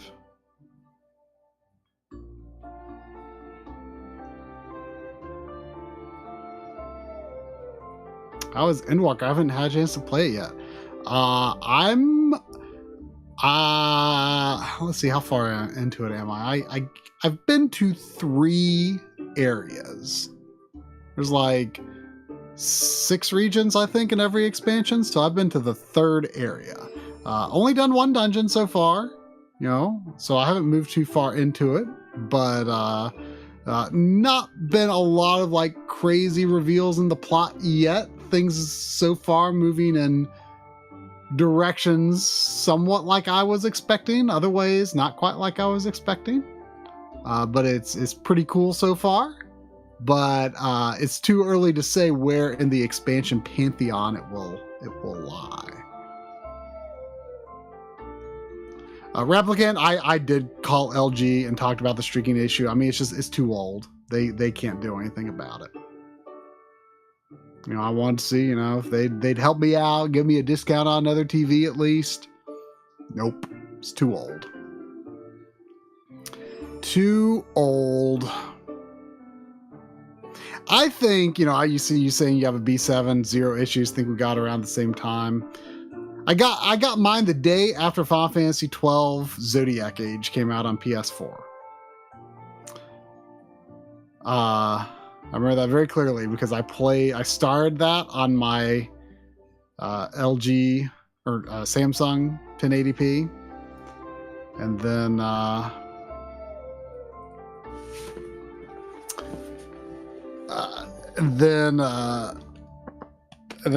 you know, the next day I'm continuing it on the OLED. You know, when I had it on OLED light 100 still, because I didn't know any better, and I was like, oof, this is bright.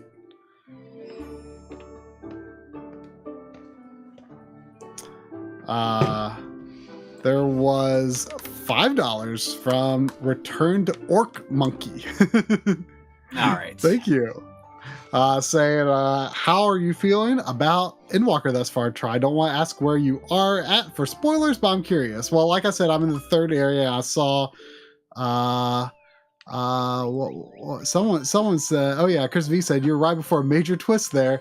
Yeah, I think I'm pretty far. I feel like I'm pretty far along into the 3rd area at Endwalker. So I did not expect to be where I am at this relatively early in the story.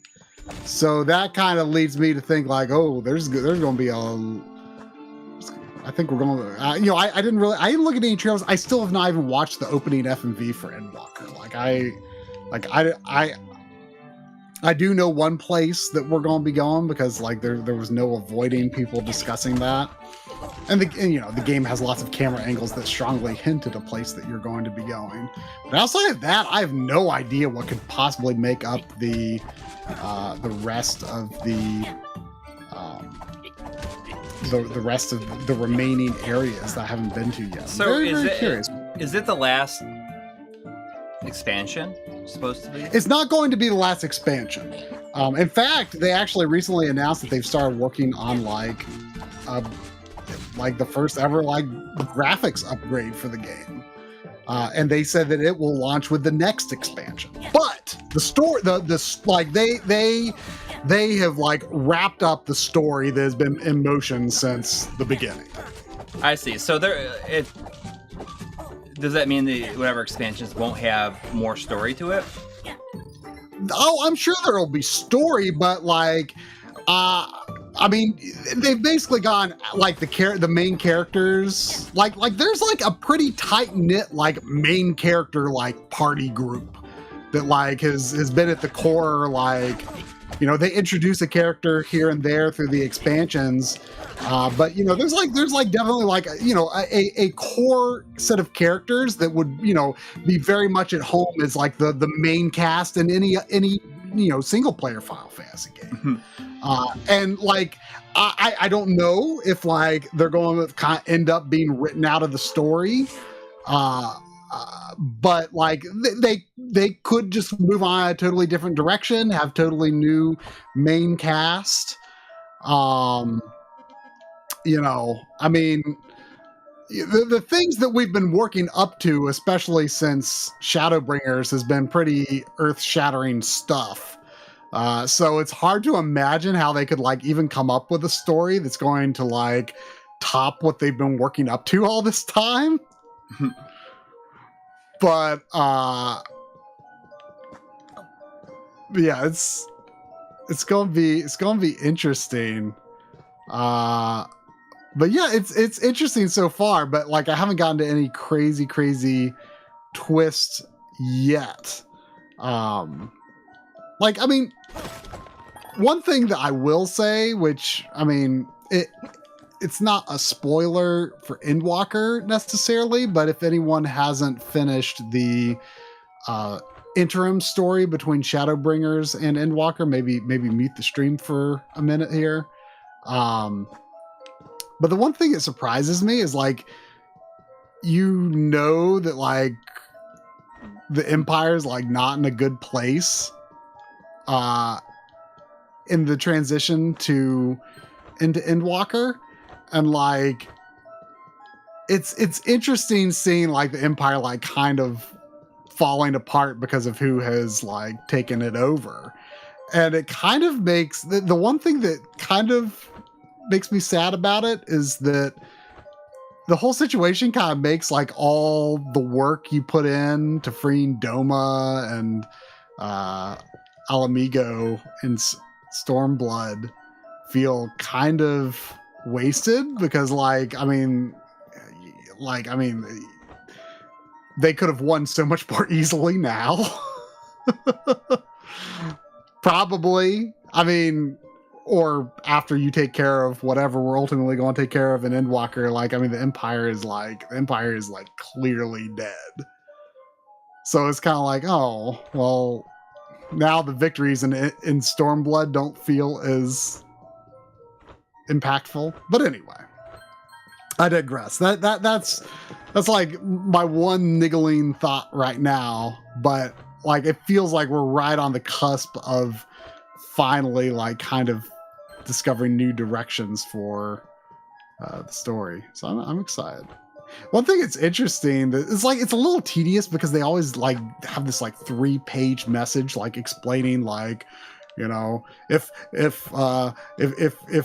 Alphino is left behind, then you'll have to go back to this point and get him to follow you again to continue the quest. And like they pop at that text every time. But like it is kind of cool that like for some of the regular like running around exploration, like they actually like have the Scions like actually follow you around, like, you know, the proper party members that they in fact are.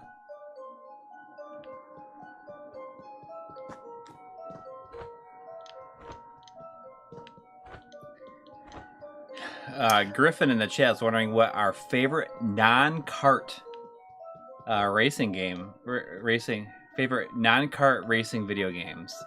I feel like he's probably also intending to exclude like F-Zero, like that feels say like he's probably mean like maybe real cars or something. Like I would say F-Zero GX is my favorite non-kart racing game technically. But if I was like to get like further outside like the fantasy realm, you know, I like what I like what Ridge Racer offers, but I'm not very good at it. I want to get good at Ridge Racer. From talking with John, it sounds like I want to say like sort of the later Ridge Racer games. I'm not sure when the transition happened exactly, but like I got the PSP Ridge Racer at launch, and I didn't get at launch, but I got near launch. I got when I got my PSP. And I did enjoy it quite a bit, and I found it quite easy to drift. And every time I play like one of the PS1 Ridge Racer games, like I cannot drift to save my life in those games. Like I've not figured it out. And I want to get good at those. Like I'm not sure, like I want to say some of them, maybe the PS3 games maybe have like more PSP like drifting mechanics. I mean they have to because they came out, because PS3 came out after the PSP. I mean, I'd definitely say for me, Outrun too, probably. Oh, okay. Yeah. Okay. I don't know. I'm doing this. Burnout. Yeah, I had Burnout 2 on the GameCube and back in the day, and I liked it a lot, but it fell victim to a collection purge at some point. And I would like to have like what's like the ultimate Burnout game to have, like the ultimate version. Gosh. Like I mean, a lot of people wasn't say there Burnout issues with Paradise, but like I didn't really care for the open world aspect of Burnout Paradise, mainly because I thought it was hard to tell what turn you're supposed to take, and I just didn't like that aspect because it tells you like, oh, you got to turn here, and it like will let you know with your turn signals, and it was just like it was just really hard for me to keep on top of that. But that sounds a little tedious, yeah. Burnout Takedown was probably the one I liked the most. And I think that's like... Is Paradise the only one that has like a modern console version? Burnout 3 is Burnout 3 Takedown, or there's like Burnout 3 and then there was like another one right after that where it was, or was Burnout Takedown like its own? It was the one whatever came out after 3. And it was not a numbered entry.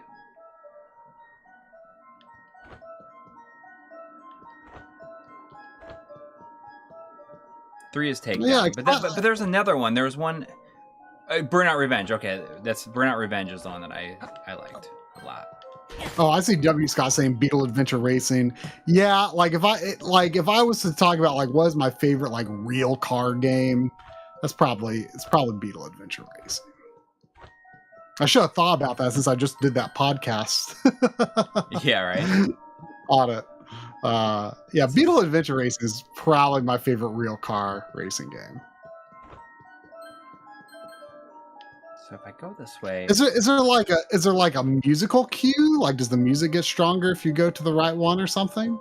No, I'm not hearing anything. She tells me to resist temptation and turn back. Well, don't go where the gyms are then. Okay, so if I just go this way and then turn back, okay, so this gives me a different scene here.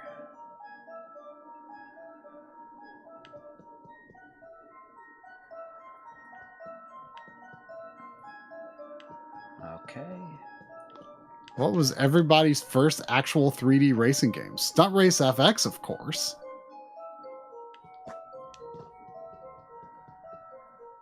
I mean, I know, you get it. Fundamentally, I kind of consider Super Mario Kart to be a 3D game. I mean, just because it's not made of polygons doesn't make it 3D. I mean, functionally, the Mode 7 rotation and scaling like functionally makes it 3D.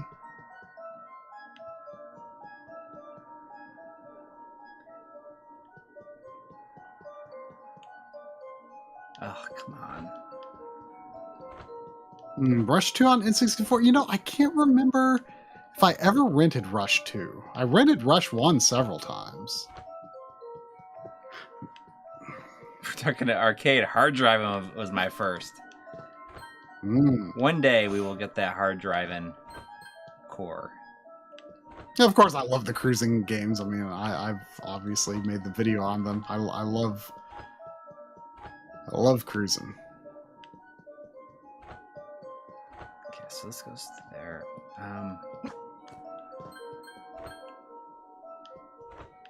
No. Can you go like to that one? Like, there's one on that third or fourth screen. There's one that has only one gym. Can you go that way while not getting the gym? Oh wait! Can you go that way and not get the gym? Well, this has an exclamation point on it, so I don't know if that's like. Am I resisting temptation? Oh no, we got this thing.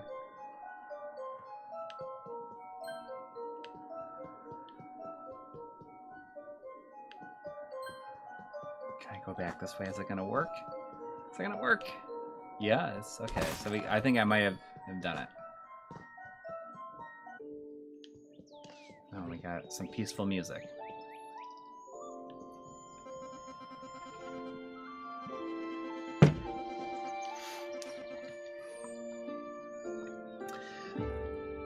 Someone earlier was saying this game is kind of short.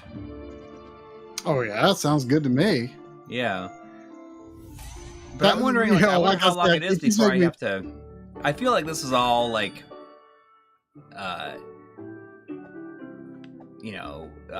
just like the prologue right here, and as soon as I get my wolf back, then the real game starts. But maybe not. Who knows? I mean, man, we've been playing Blaster Master 03 on the Backloggery streams the past couple weeks. Oh, really? Like, yeah, I've like, I felt.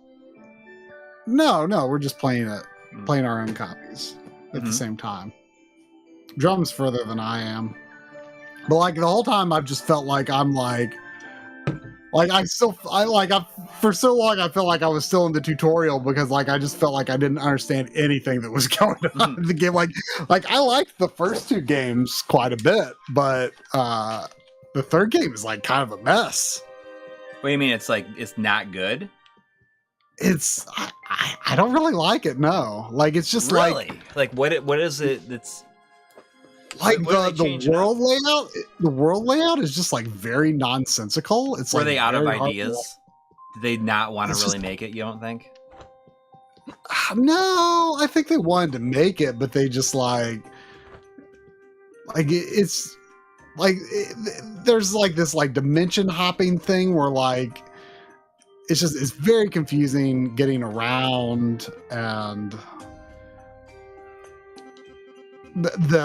there's like this system where like you like have these multiple guns for the overhead sections, and they're like kind of a chore to like switch between, and you have to use some for certain scenarios. Like I don't know, like I do not like it nearly as much. That's a bummer. Have I played Dark Void? And Drum doesn't either. Like neither of us are liking it nearly as much as the first two. I actually rather liked the second one.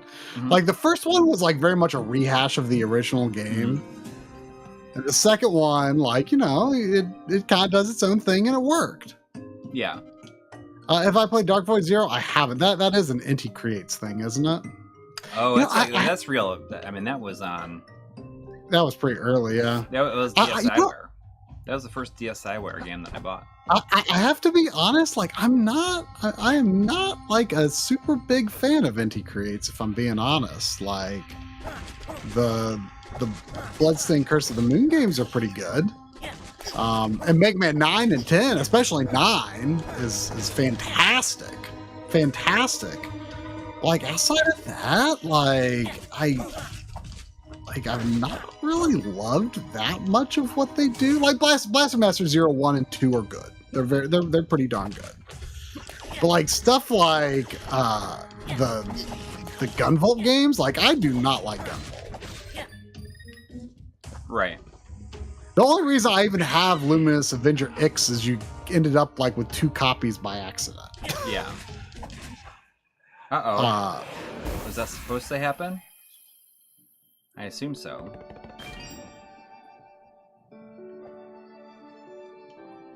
Oh, that like opened up a locked area. Is Bata Commando Reamder's on one of theirs? Yeah, I mean that was like a Swedish studio or Finnish or something. Yeah.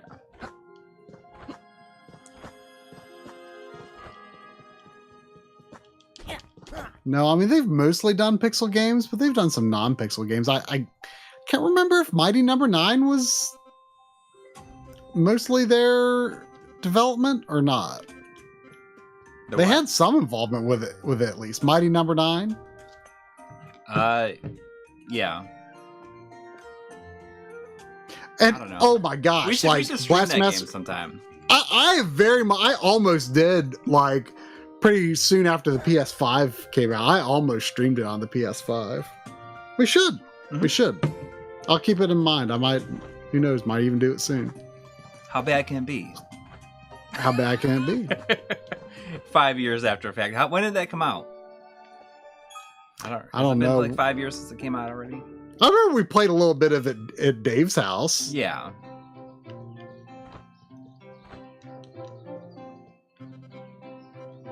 See, I'm selling this guy this stuff. I mean, there's only 4, 10, or 9. It's like 14 more. Oh wow, Zane Zaz says, in my opinion, my favorite racing game is Episode 1 Pod Racer. I could not get into that game at all. At least not the N64 version. Like, it had no music during the races, which was terrible. But I had like all of the Star Wars soundtracks, so I just like played CDs while I played the game.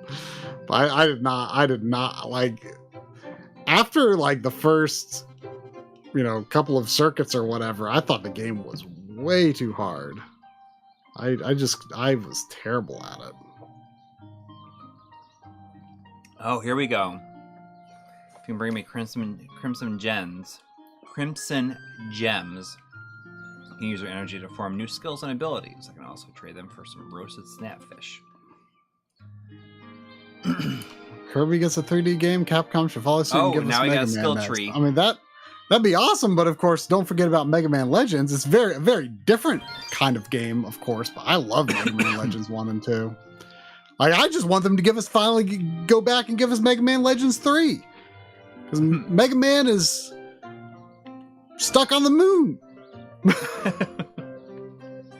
He's been stuck on the moon for, 2 decades? We gotta get him off the moon!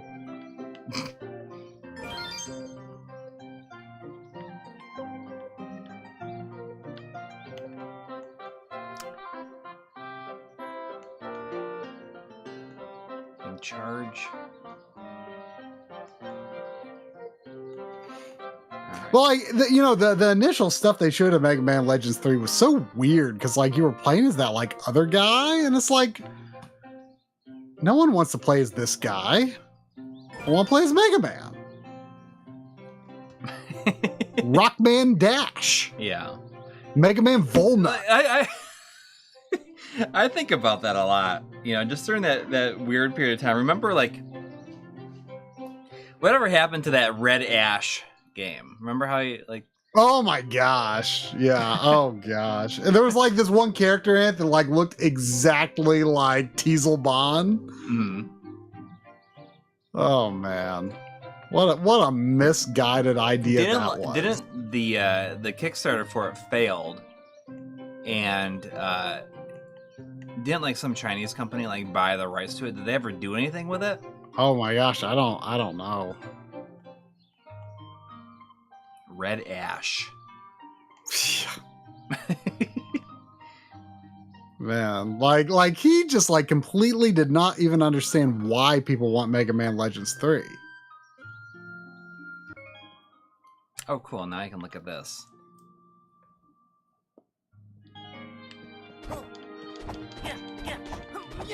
Oh, cool. Now I have it. Well, apparently, Professor Bad Vibes says they made an anime of Red Ash. Oh, really?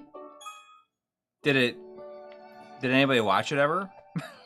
Has anybody ever seen it? Did literally anyone watch it ever? Even the people who made it?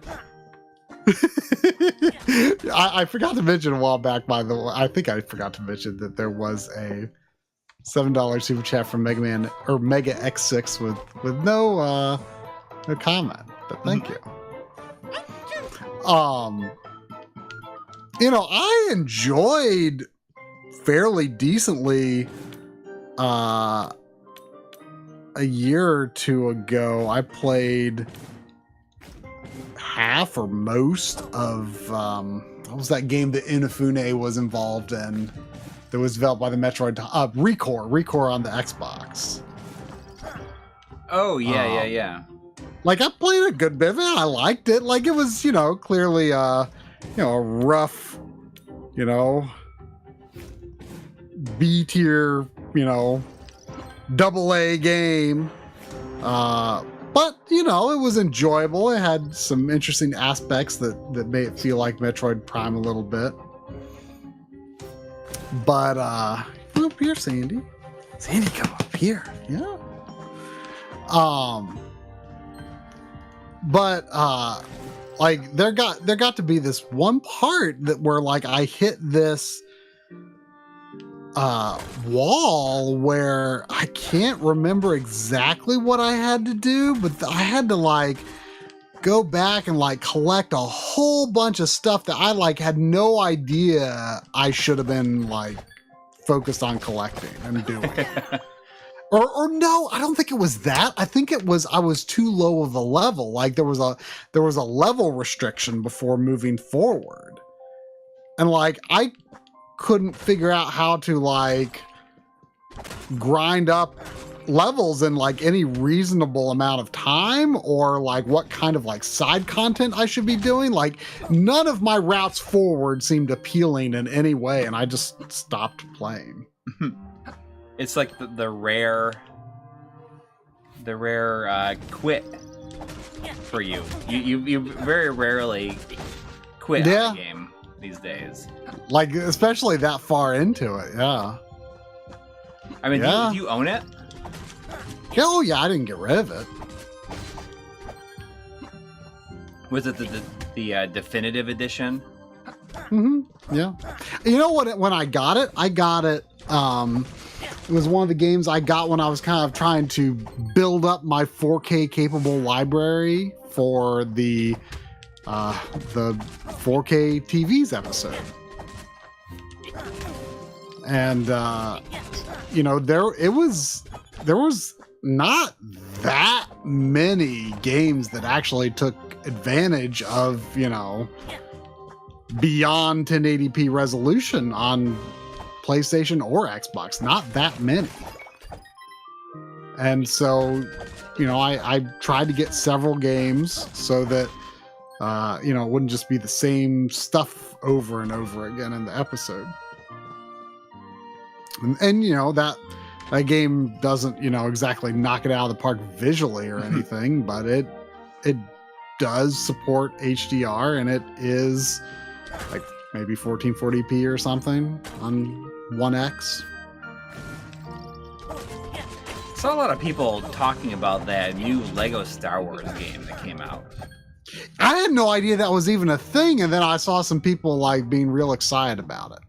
Yeah, I didn't really even understand that, you know, that like anybody would be like excited about it. But apparently it plays like people are saying, oh, it's like Devil May Cry, the way that it plays. Really? Yeah. It doesn't play like the old, no, apparently like not. the GameCube games? Really? Yeah. You know, I remember Digital Foundry last year was talking a lot about some like Lego game that had like super cool like ray tracing or something in it. I think it was I don't remember if it was on consoles or PC only, but like they were saying it was like really, really cool. Is that the one where you can, it's like the creator one? You can build them? Because we played that, I tried it on the iPad, if that's the one that they were talking about. I don't know if it was, though. I don't know. But I've heard it's really good. I don't remember what it's called. That's I mean, you know, like, I liked the old, you know, Lego Star Wars and Lego Indiana Jones and those kind of things. I liked them well enough. Yeah, they said, like, they completely revamped the combat in this. And I guess it's just, it seems like it has, like, juggling and all this other stuff in it that you wouldn't expect. That's crazy. I mean, the main hook of those games from a gameplay standpoint, I think, was always like, you know, hunting down all the stuff, you know, more so than like having a challenging combat experience. It's very much meant to be, you know, just kind of a exploration type thing, I think, in my opinion. But now I don't think that that's the case anymore. Yeah, I guess not. Yeah, I had no idea anything like that was coming out anytime soon. Does it like actually look like super good on like the new consoles or anything? Like, cause like I feel like that's like kind of the appeal of Lego is like it should be so easy to like make it look real, you know, at this point. Yeah. Yeah, I'm curious. I mean, I can't see myself like buying it, but well, I mean, your kids might like to play it with you. I'm pretty tired of Star Wars, though. Yeah. Especially, like, you know, it's just as it was the Skywalker saga. It's like, Yeah. I mean,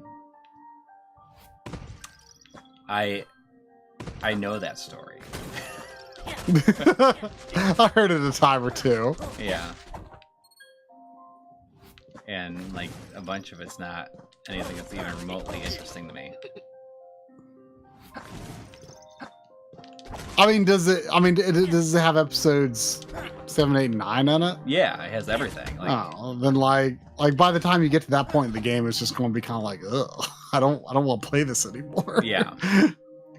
But maybe it jumps around. No idea.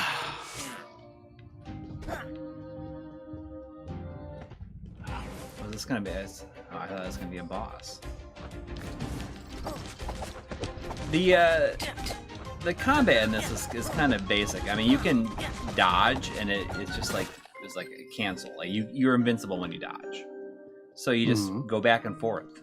I don't know. It feels easy. It feels easy, but you know, easy doesn't always mean bad. I started to look it up on how long to beat. Yeah, I'd be curious, especially since...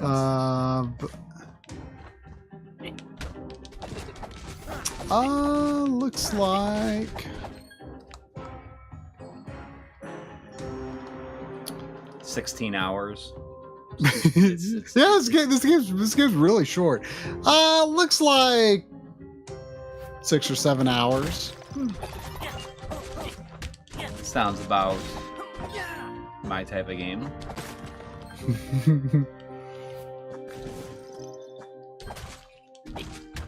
There was a $5 super chat from Container 7 with no message, but thank you.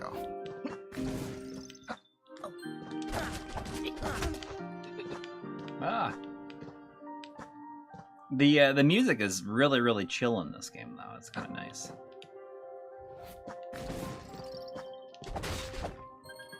It's just real laid back.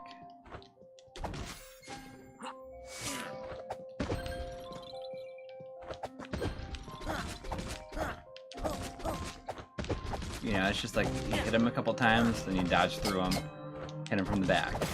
It's pretty basic.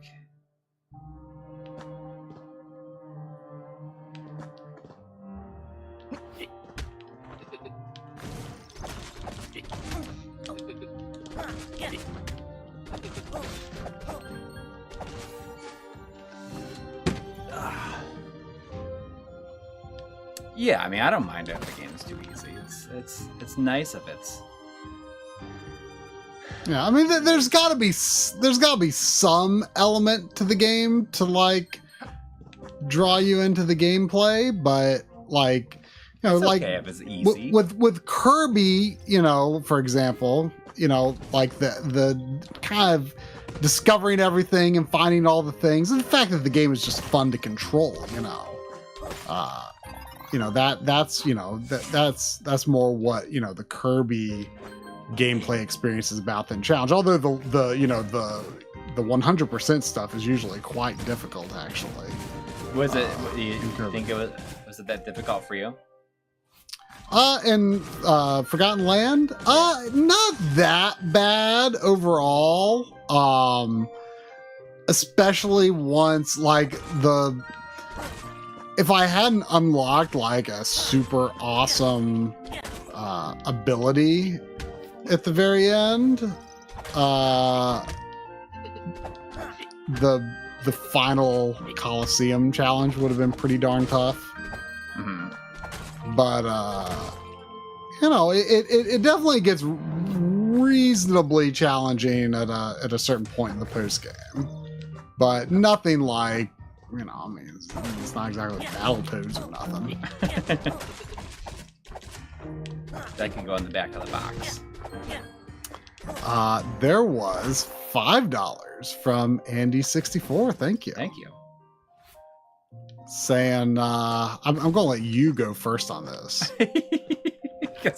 Hi guys, what are your what are your favorite hidden gems on the N64? Well, I think I know not what, but who Corey's favorite hidden gem on the N64 is. You mean Jim Raynor? Is it? I thought it was Jumpin' Jim Rivers. Jumpin' Jim Rivers. Yeah, of course. I thought you were thinking like, well, StarCraft 64 is also, and that has Jim Raynor on it. It's not so much a hidden gem. I mean, Excitebike 64 is first party published, so I don't know if you could call it a hidden gem, but it's not among the the most commonly cited top tier. I mean, that's an N64 game you have and I don't.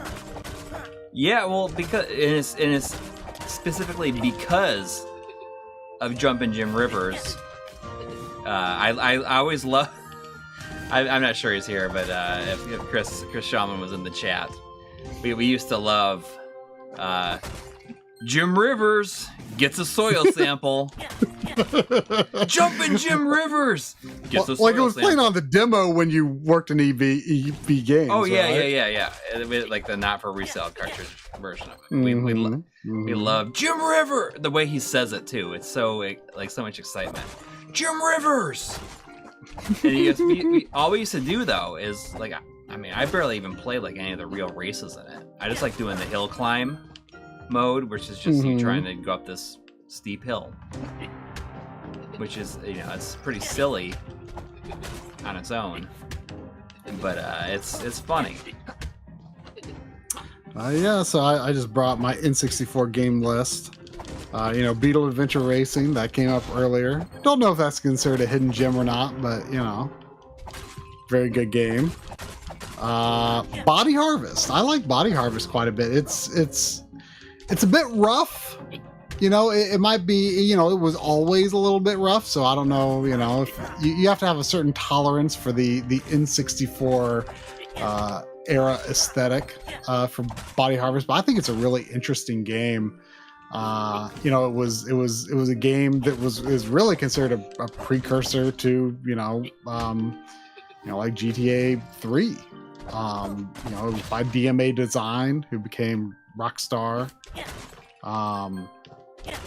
And you like drive all these different vehicles and you shoot up bug aliens, and it's got these really, really expansive levels that just like felt so impressive at the time. And they're big levels, but they don't feel like open world, like certainly not in the modern open world sense. It's a neat game. That I consider Body Harvest one of my favorite hidden gems on N64. It's an interesting game. The Chameleon Twist games, I did a video a long time ago on the Chameleon Twist games. Those are very easy Kirby-like games in terms of just very much being a simple game to play, but fun enough. Let's see what else. I mean, obviously Mystical Ninja starring Goemon and Goemon's Great Adventure. I mean, those games are fantastic. The Mystical Ninja starring Goemon is more of like a 3D action game with a lot of Zelda-like elements, and Mystical Ninja starring Goemon is a side-scrolling platformer. I love them. They just got such an incredible sense of humor and fun, and maybe have the best soundtracks on the system, both of them. Probably. There was a point where I called Goemon, I called him Go-Man. I think I said Gameon at first. Mystical Ninja starring Gameon.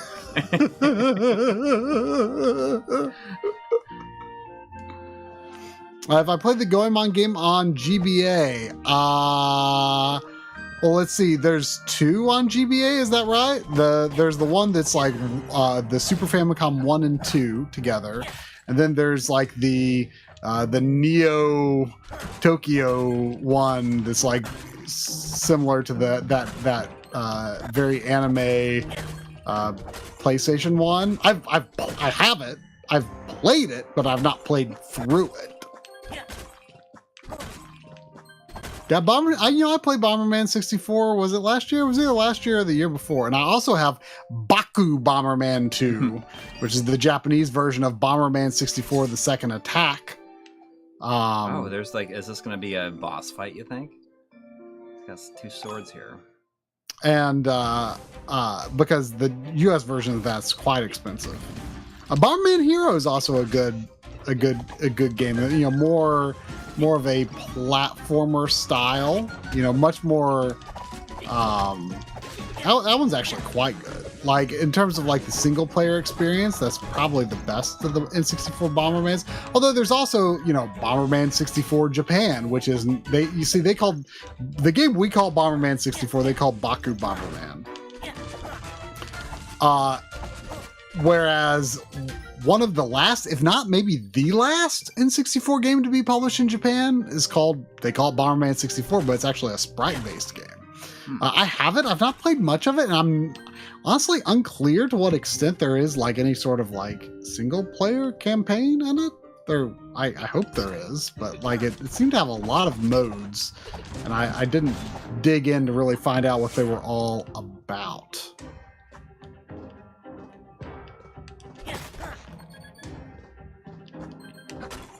Let's see, what else do I have in here? You know, I mean, considering it's in rare replay, and it's a rare game, like I wouldn't have thought of it as a hidden gem, but I felt like a lot of people slept on Jet Force Gemini back in the day, and a lot of people didn't really know about it. But of course, like I was always like, that was one of those games. I was surprised when that came out, because as someone who didn't really follow N64 at the time. Oh yeah, I mean, I was following it for a long time. Like, well, I don't even know. I feel like you didn't. I feel like it was discussed on stream one time before, and you didn't necessarily know that.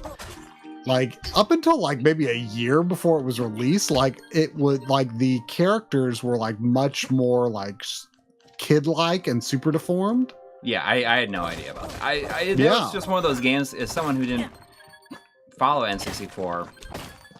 Usually you'd hear a lot of people, because I worked at EB Electronics Boutique at the time, and I get a lot of people coming in asking for like whatever rare game was going to be next. But that one just kind of came out, and I don't remember anybody, at least around me, asking before it came out. It was in development for a long time. Well, you know, I had it pre-ordered at EB Games, I'm pretty sure, is where I got it. So, but obviously it wasn't your EB Games. Yeah. But that game, like, it's, you know, it even back when it came out, the controls were considered very challenging. Is that like a good way to put it, you think? I don't know. Well, the controls. Is that being nice about it? No, I mean it plays just fine once you get used to it, but it's, you know, they are challenging to learn and get used to, and you know there's kind of different options on the Xbox version that I've not really tried much of. I'm very curious to see if the Xbox version like might make it more appealing to replay. Fantastic soundtrack in that game, though. Fantastic soundtrack, like maybe the best rare soundtrack on N64. I mean that would be a bold claim. That'll be a real bold claim. But it's up there. It's really good. It's really good. Blast Core might be the best rare soundtrack on N64. GoldenEye and Perfect Dark are great too, though. Banjo games, I can take it or leave it on the soundtracks. They're fine. I like Treasure Trove Cove. The other tracks I'm kind of whatever about. Let's see. Anything else? Hidden N64 gems. Of course, there's always Mischief Makers. That's again, another game with very challenging controls, but very rewarding once you learn to play them. I mean, the controls are designed the way they are for a reason, because, you know, you can pull off some really unique stuff with them. And it's clearly very much designed around the N64 controller with the way that your jets work on the C buttons and things like that.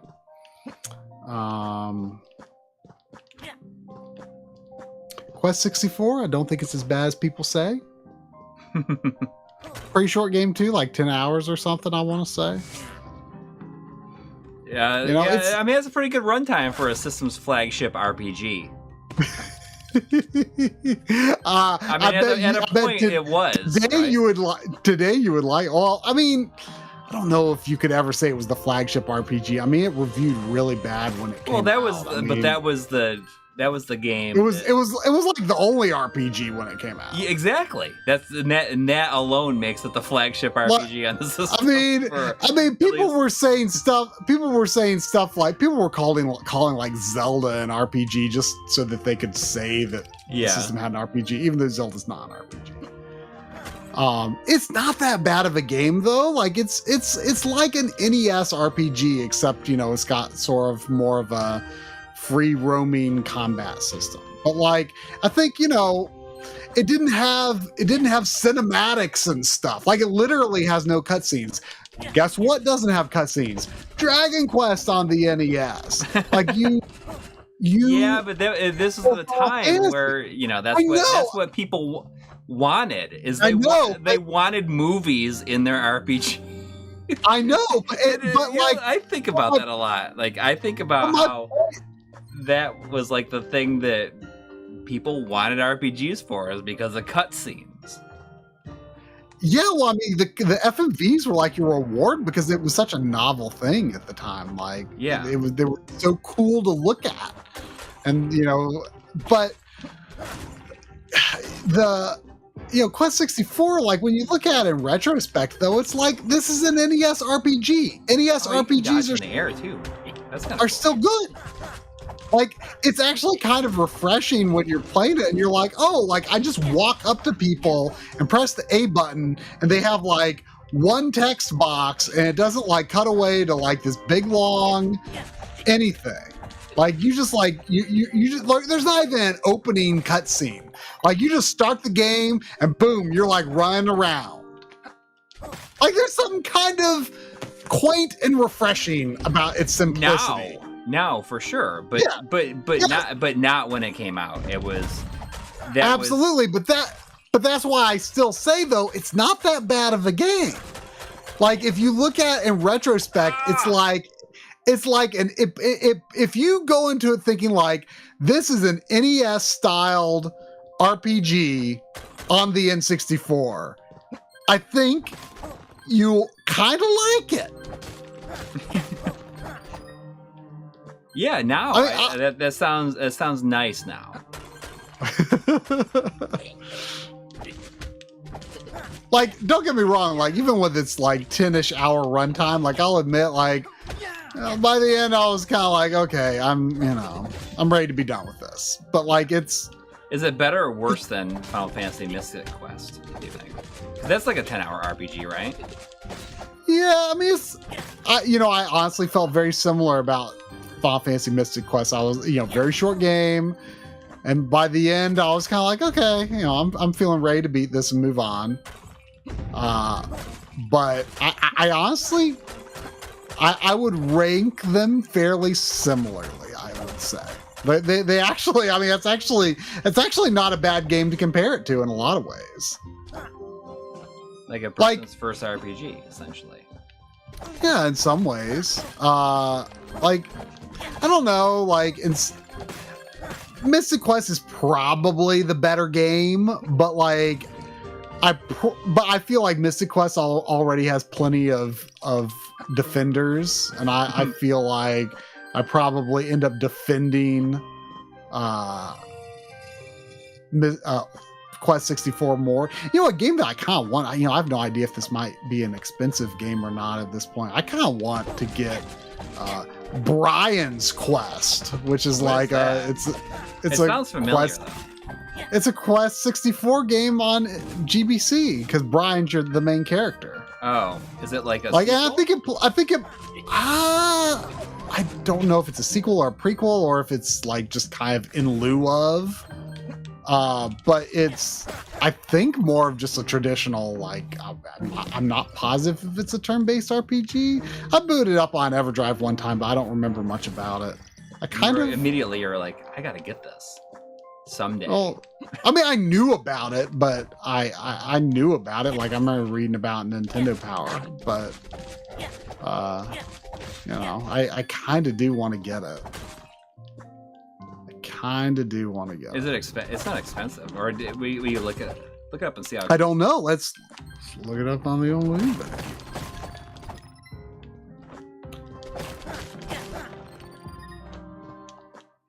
Brian's Quest. Brian's Quest.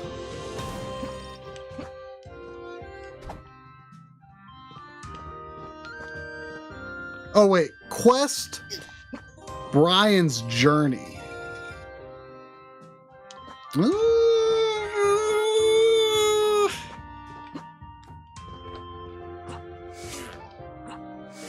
Someone's saying it's about 65 loose. Yeah, that's what's coming up on eBay. I was scrolling down to see if maybe I could get loose. Those find loose carts. find a cheaper. Yeah.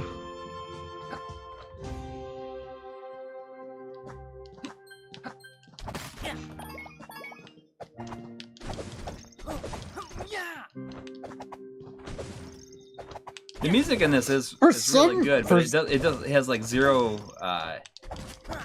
like driving force to it. It's just real chill all the time. For some reason, like surely this isn't like the same. There's no way it could be the same game.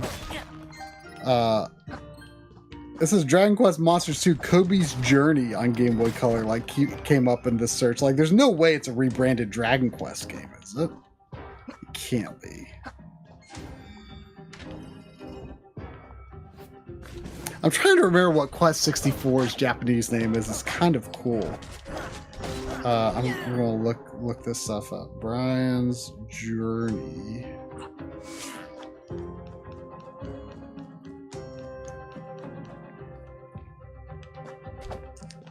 Role-playing game published by Sunsoft for Game Boy Color.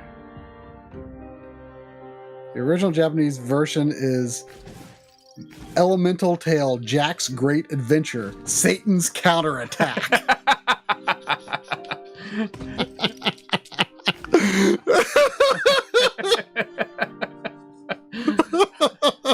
That's so intense. Elemental Tale, Jack's Great Adventure, Satan's Counterattack. So that must mean must be a real sequel then. It's just and that's the sequel to Quest 64. This cute little N64 RPG.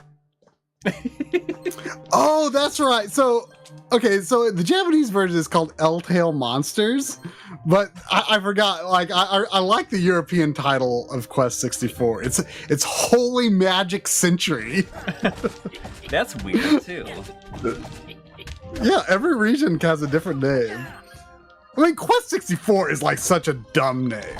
Really dumb. I mean, that's like they were not sure what they need to call it. They just need to make it. We need to make it real obvious that it's an RPG for people that are starved for a single RPG on the system. A single RPG, like I mean, they have the market cornered, man. I mean, they should just called it. They may as well have just called it Quest or not. They called it Quest 64. Might as well just call it RPG 64. Well, I kept thinking like. So is this like a sequel to a game called Quest? Yeah. They should have just called it Satan's Counterattack.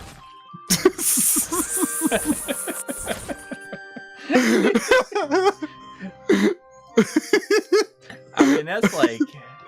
That's pretty intense. Yeah. That's like...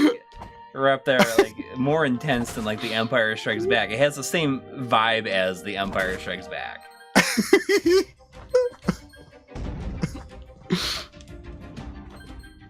Oh. Run! There's a boulder after me. Oh, okay. Zane's dad's clearing it up for us here. It's a sequel to Quest 63. Oh. Just what I thought. Oh, W. Scott's saying, don't forget Quest Fantasy Challenge on Game Boy Color, the puzzle game spinoff. If I ever knew about that, I definitely forgot. What's that called? Quest Fantasy Challenge puzzle game.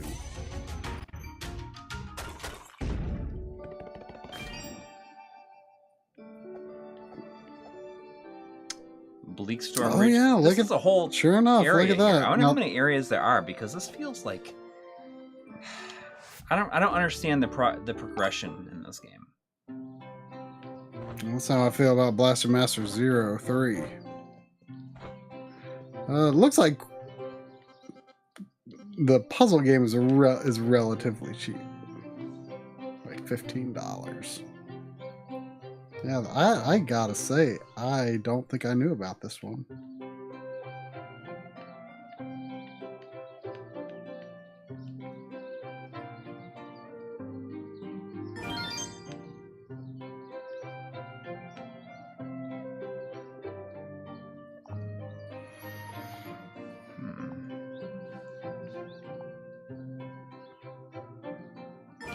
Still have my N64 backloggery up.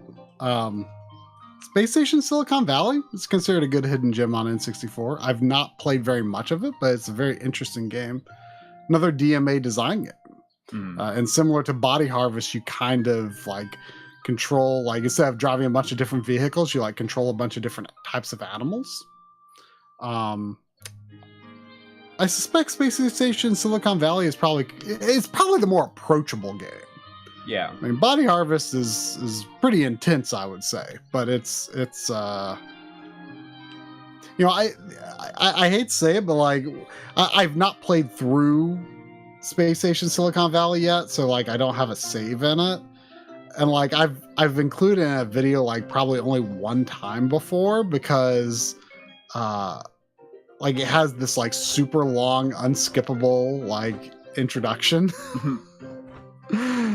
So Art of Mana is asking if this is if it's a digital copy or it's the super rare physical print, and it's I bought it from Super Rare Games, so it's a physical print. I guess it sold out real quick, because I didn't even realize it went on sale on it, and it was, when I got it, it was like down to like 17% already. And I think I said, yeah, and you told me about it, and I like saw the message like maybe 30 minutes later. I was like, I looked up a trailer, I'm like, oh, that does look good, and it was gone.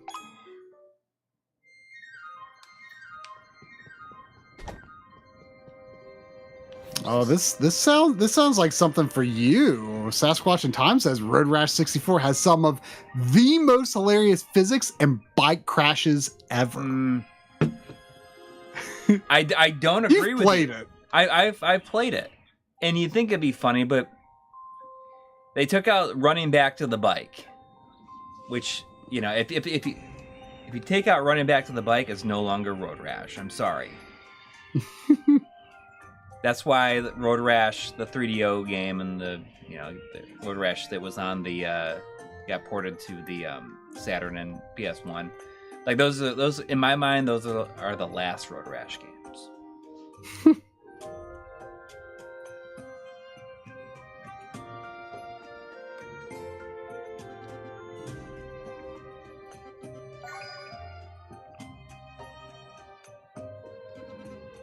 This person, you have this stupid rock. It's the same color as your dumb hair.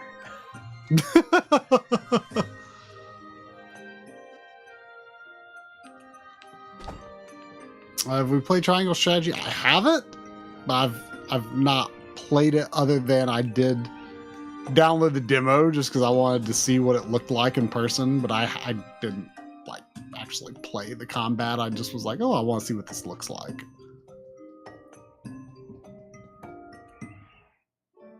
I only just played Octopath Traveler last year, so hopefully it won't take me that long to get to Triangle Strategy. I've heard a lot of people saying good things. Okay, so I'm going to the Crimson Sanctuary, and I can use this big rock now. So give me a bigger sword. I hope so. Hey, Rally Lancer, don't worry. Castlevania 64, you can have a good time playing those games. They are not bad. They really aren't.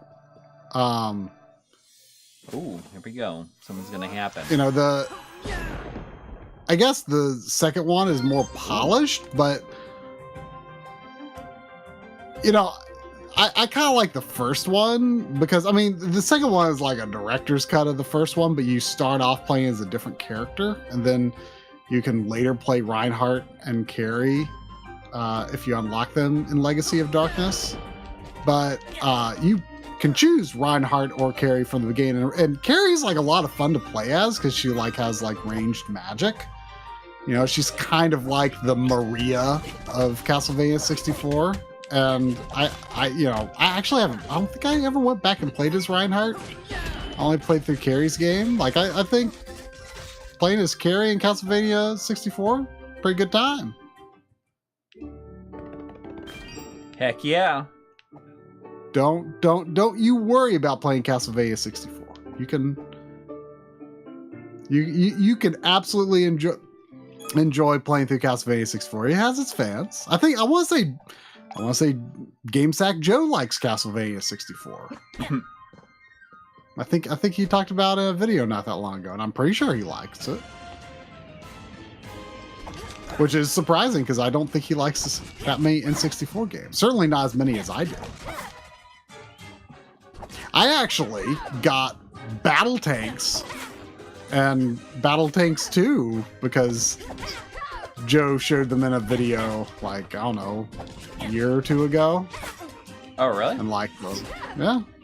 I mean, I always was aware of them, but when he showed them in the video, I was like, oh, this looks fun. And then the next time I went to my game store, they had Battle Tanks. And then the next time I went to that game store, they had Battle Tanks 2. Is it called Battle Tanks 2 or is it just called Battle Tanks Global Assault? Either way, it looked pretty fun, and I played a little bit of it. I included it in a video at some point. They Battle Tanks. They actually seem pretty fun. They're from the 3DO company.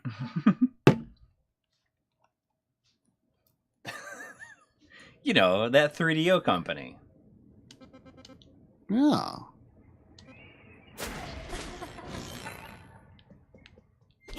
Right. I gotta be making some good progress here.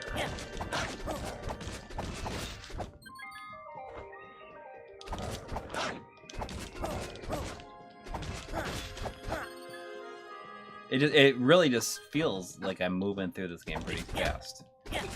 What controller are you using? I'm just using the Pro controller. I would have used a different controller,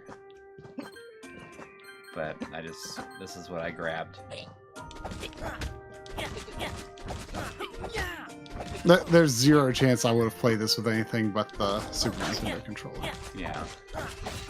Well, although I see you've got ZR and ZL, but is that just like a rage mode or something? No, but I have to use ZL a lot. ZL shoots your magic. Oh, okay. Well then. But I could have used the 8-bit-do. Yeah. Pro. I don't know what it is about that controller, but I just like it's fine, but I just like never feel like using it. I don't know what it is. Someone was asking me way earlier, like how did I feel about my arcade birthday presents this week on the Mister, and since I wasn't here, there's two like big arcade releases. There's Rastan, which is always cool. Oh, I thought Rastan was already on there. I could have sworn I'd played it on there. No, before. Yotego released it on Friday. Oh, I'm thinking of Rygar. Yeah. And Null Object released Esperade. I think that's how you pronounce it. Which is another cave game, and it was kind of nice that he released this too, because he'd kind of been off the radar since October of last year. And then just like randomly shows back up on Twitter yesterday to say, hey, I'm releasing this. Run your updater to get it. tried that out this morning. It's awesome. And I have the PS4 version, the M2 version of it.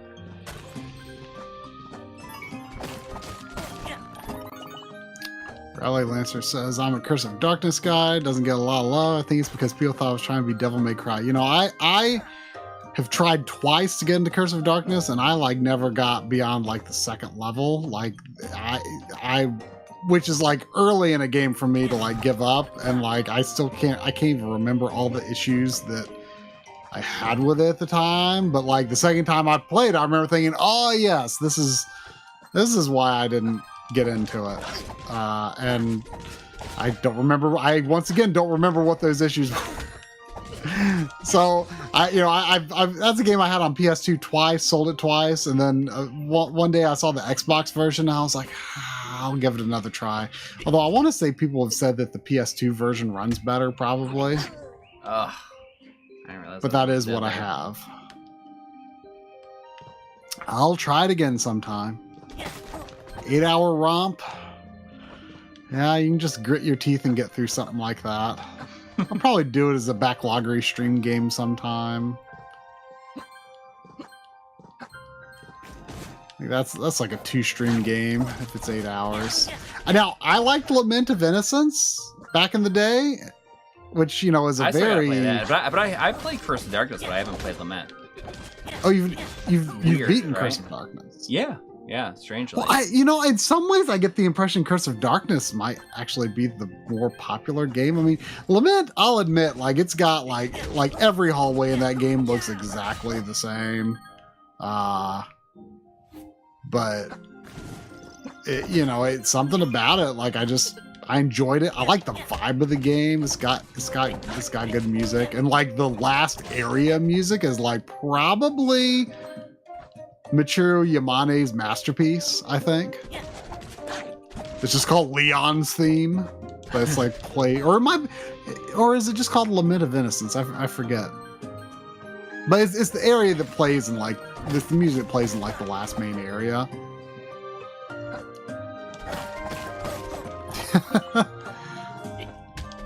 Curse of Darkness much better. Lament is kind of gross. I mean, I got like Lament like I don't know if it was day one, but it was like the month it came out, and I liked it. I ended up playing through it twice. But like something about Curse of Darkness, I don't remember what it was about its gameplay. Like something about its familiar system or something just rubbed me the wrong way, and I don't remember why. But I was just like, I can't do this. I'm going to grit my teeth and get through it someday. I am not going to get rid of it a third time, I promise you. You better not. You guys ever played Castlevania Judgment on Wii? I have get it. Yeah, you know what? When I got that when you, me, and Joe were at that game store when we were on our way to Chicago. Oh.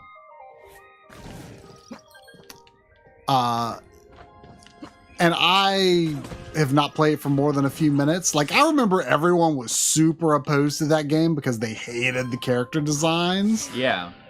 And I've not really talked to many people who have actually given the game a chance. It's just but those right? Yeah, I think it's kind of a uniquely plain fighting game, I believe. But the people who I've talked to who have given it a chance have said, it's actually pretty good. Like, I want to say it's like almost maybe more like, if I remember, is it more like Dissidia style? Like, kind of like you're like facing your opponent and like this like sort of more free, maybe sort of more free moment 3D arena. I want to say it might be kind of Dissidia like, maybe. I briefly tried it out after I got it, but I don't remember much else. I don't remember much about it. Have you played Castlevania: Satan's Counterattack? Yeah, that was Castlevania: Lords of Shadow 2. It was in the games we played in 2021. Satan's Counterattack. That's pretty funny. That literally is the plot of Castlevania Lords of Shadow 2.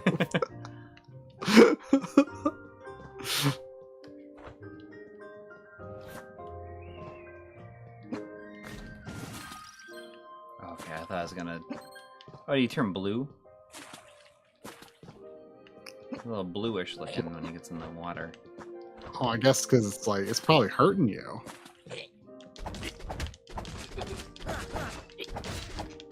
It's interesting that some of the hits say critical, but there's no like real RPG elements at all to this, which is kind of refreshing. Yeah, you know, I don't remember who it was. I saw someone earlier in the stream say something like, you know, the older I get, the more I realize the action RPGs are the best games. And I was like, I didn't respond to it at the time, but I was kind of thinking in my head like, but every game's an action RPG today, and I'm kind of tired of it. Yeah. Like every game, like every game has to have action RPG elements now. Yeah, has to have like I mean, you know, ever since, you know, like the PS3 generation, you know, when you have games like you know, Arkham Asylum, which is a game I love, but even then I remember thinking like, does this game need a skill tree system? Yeah. And like now every, you know, AAA action game has a skill tree system. It's like, not every game needs a skill tree. Some games need a skill tree. Not every game. Yeah. Only Satan's counterattack. If Satan's counterattack has a skill tree, it probably would have been more popular. Yeah.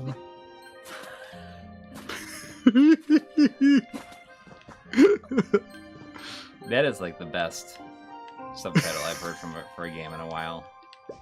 Oh no!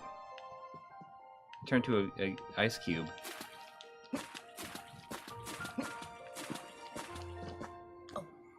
If Satan was the final boss of Quest 64, I have honestly forgotten it. They probably called him something else in the US version, maybe. Yeah. I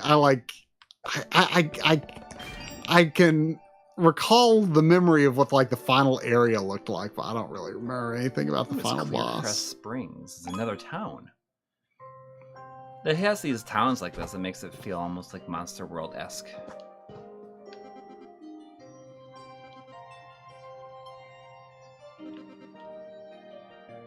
Super Mario skill tree. Thank goodness no.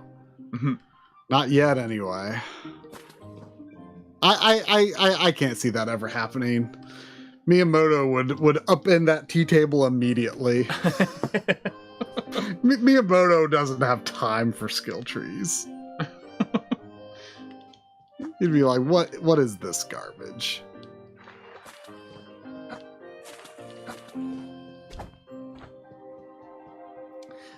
So if I hadn't had a delayed flight coming home, I planned to go see Sonic 2 with the kids this weekend, but it just didn't happen. Oh, I didn't know it was out. Yeah, it came out Friday, and it's apparently awesome. Oh, like it is like straight up like based on Sonic 3. Yeah, I mean the post. Well, of course the poster's based on Sonic 2, but yeah, right. with like Knuckles, like yeah, that's pretty crazy. I literally never saw anyone talking about it. I guess I was like just too much in C2 testing land. Scorch is invaded nearby. All other regions on lockdown. Find the source. Oh, it's time for the tower defense segment. Is it? I don't know. Better not be. You can't work tower defense into a 7-hour platform. Oh? That's what you think.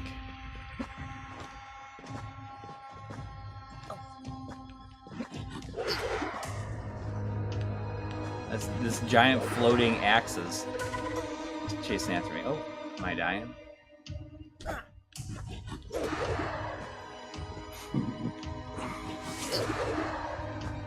I don't know. Why does it feel like can't move correctly here?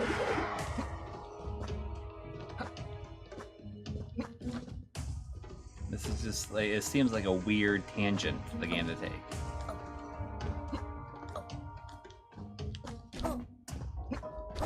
You know, it's...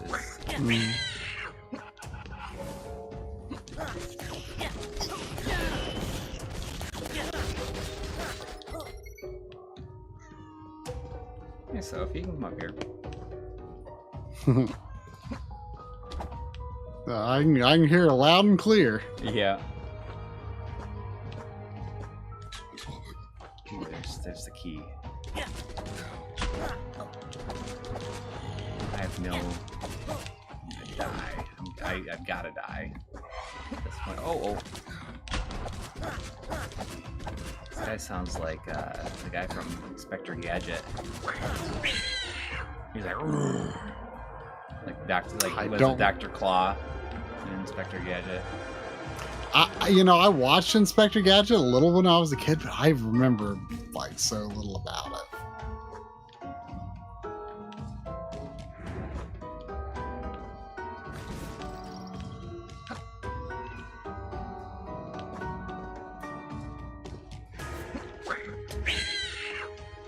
Has Inspector Gadget ever been revived? I mean, I know I had a live action movie a long time ago. Yeah, that's the only one I know of is the movie. Yeah, like it feels like a concept that would have been like, revitalized for a younger audience at some point. A new audience a decade or two later.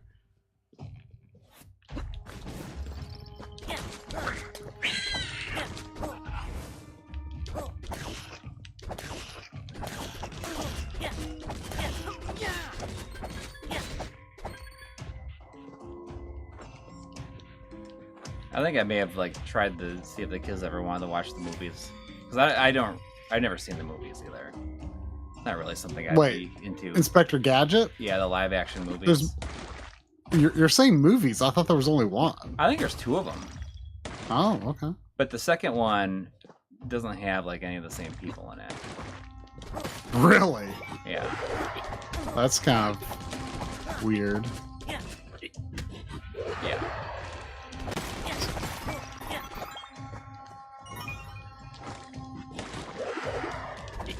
Oh, it was probably. I mean, that kind of gives me the impression it was probably like a direct-to-video type thing. Yeah, I think it may have been.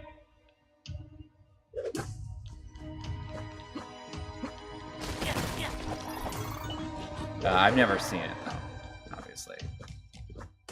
But I'm pretty sure. Oh, there's the Matthew Broderick one is the first one, and then the second one. Did it have anybody who's anybody?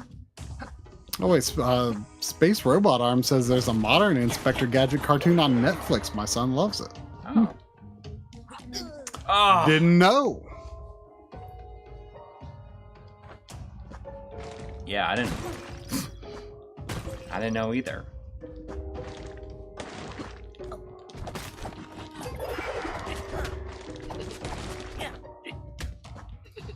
This feels like such a weird tangent for the game to take. Well, good thing you didn't stop before this level, because I feel like this would be a hard level for you to come back to the game to, Yeah.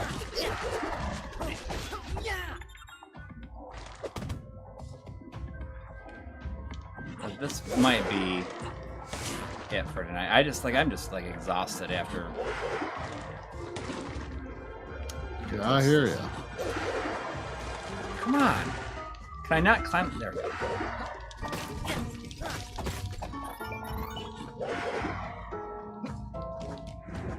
It just seems a lot more challenging than anything else.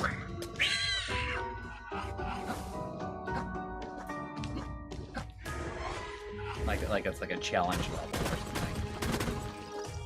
Yeah, like Like for some reason, the axe like slowly following you makes me think of the ghost that chases you and the haunted house level in Donkey Kong Country 2. I don't know why. Oh, yeah. I don't know why. Like it's not really like that, but for some reason, it just makes me think of that. Those little arena battles are like so short.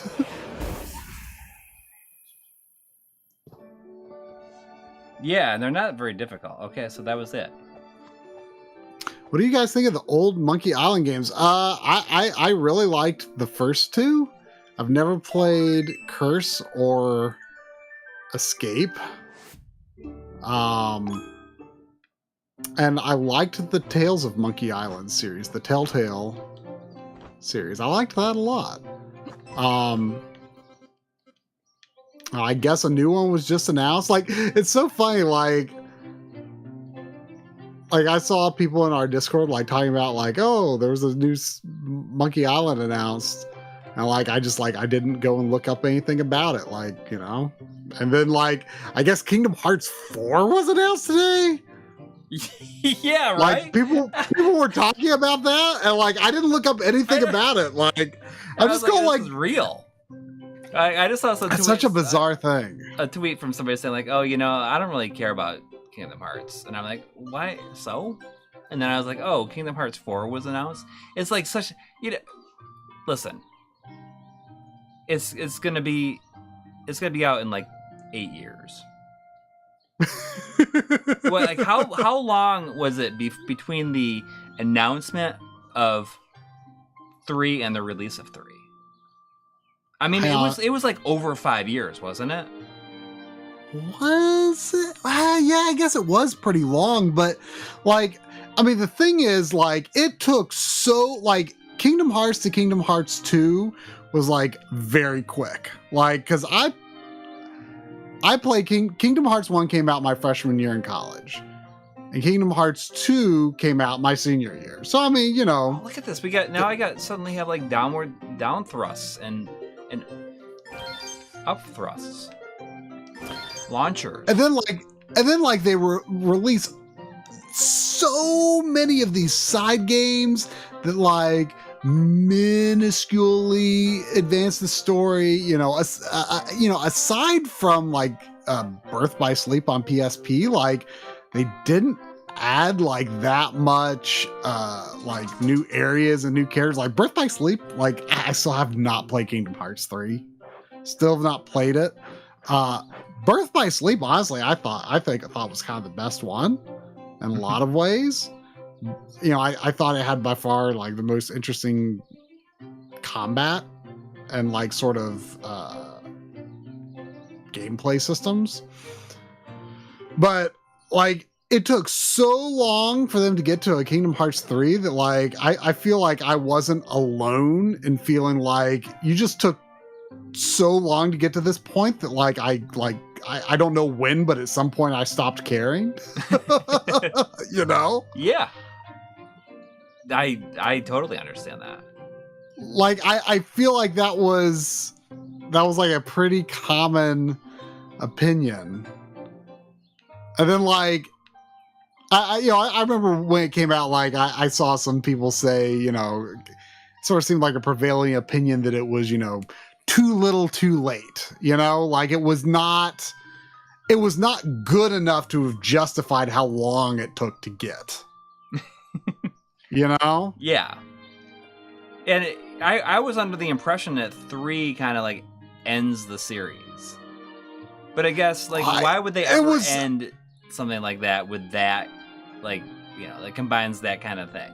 I thought it was arguably never been more popular, so why would they ever do that? It would be funny if they like brought in like Marvel stuff into it now, but they can't do that. They brought like Star Wars and Marvel into it.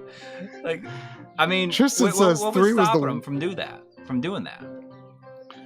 Tristan says 3 was the worst 60 I've spent that generation. And, you know, it was like $20, $15, like real quick, too. It's like regularly quick. Like $10. Yeah. Like it is on sale. If you don't have it yet and you want it, there's probably nobody out there that that doesn't have it that would have they would kind of want it, because it's usually $10 or less. Yeah. Oh, it says, okay, so 3 ends that plot line. So now 4 is starting out with is the first game. So now we get to wait for another, like, you know, another plot line that's going to go for 6 to 8 games. Like, you know what's crazy to me that just like hit my mind, like, you know, one of the people that was in my 2010 Final Fantasy 11 group was like super like big time Kingdom Hearts super fan. Mm-hmm. And I remember, like, you know, discussing it, you know, in Final Fantasy 11 a bit. And like, now I'm thinking about, like, oh my gosh, like that time when I was playing Kingdom Hearts or playing Final Fantasy 11 was only 5 years after Kingdom Hearts 2 came out.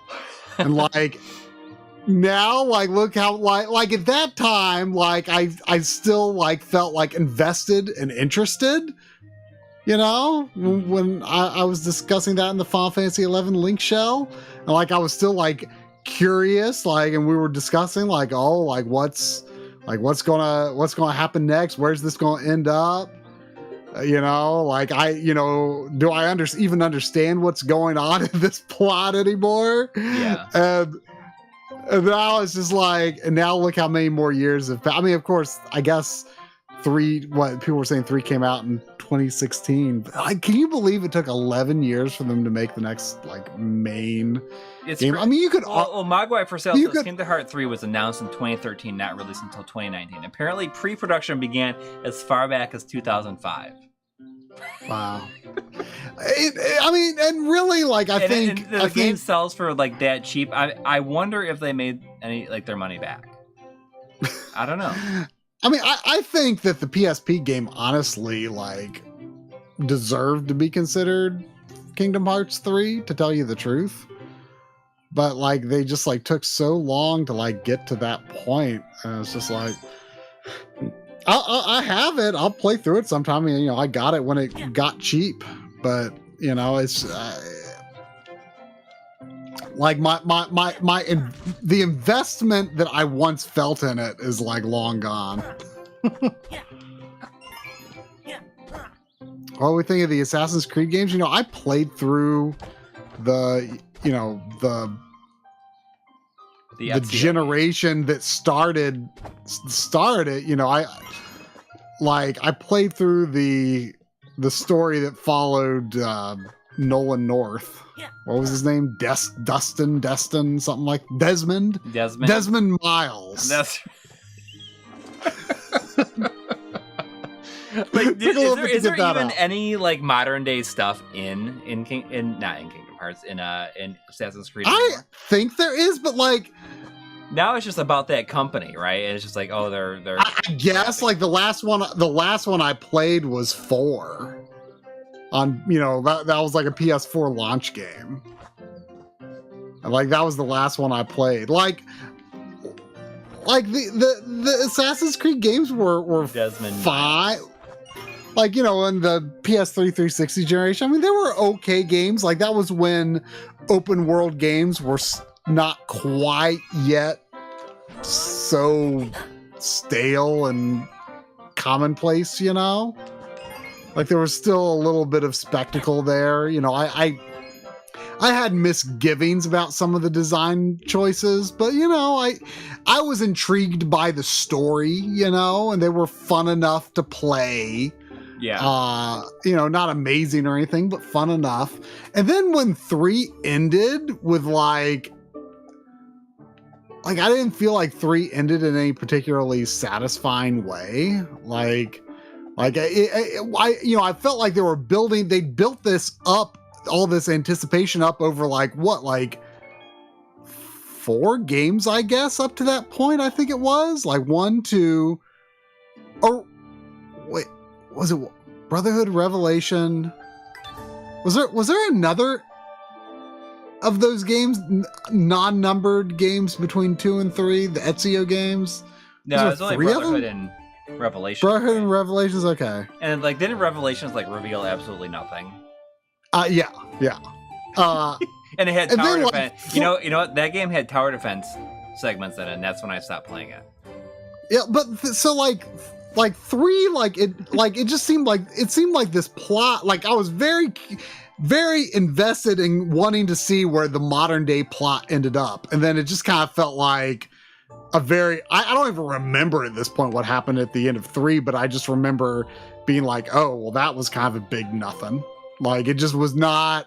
It was not as interesting of a conclusion as I expected it to be, and then like 4 came out, and I was like, like this was fun and all, but like I don't see like any future games being any more fun than this. So like, and like I don't see them like doing anything interesting with the plot at this point. Now that like the whole Desmond thing is over, so it's just like I'm out, I'm done. And from what I've heard, like like all the boys at Digital Foundry, hate the Ubisoft stuff these days, and like John was like, you made a good call. Like it's so bad now. I did read like a little bit of like how is this happening? So this person like literally subscribed for 10 minutes before. Oh, really? That finally happened this stream. I forgot all about it. Jeez.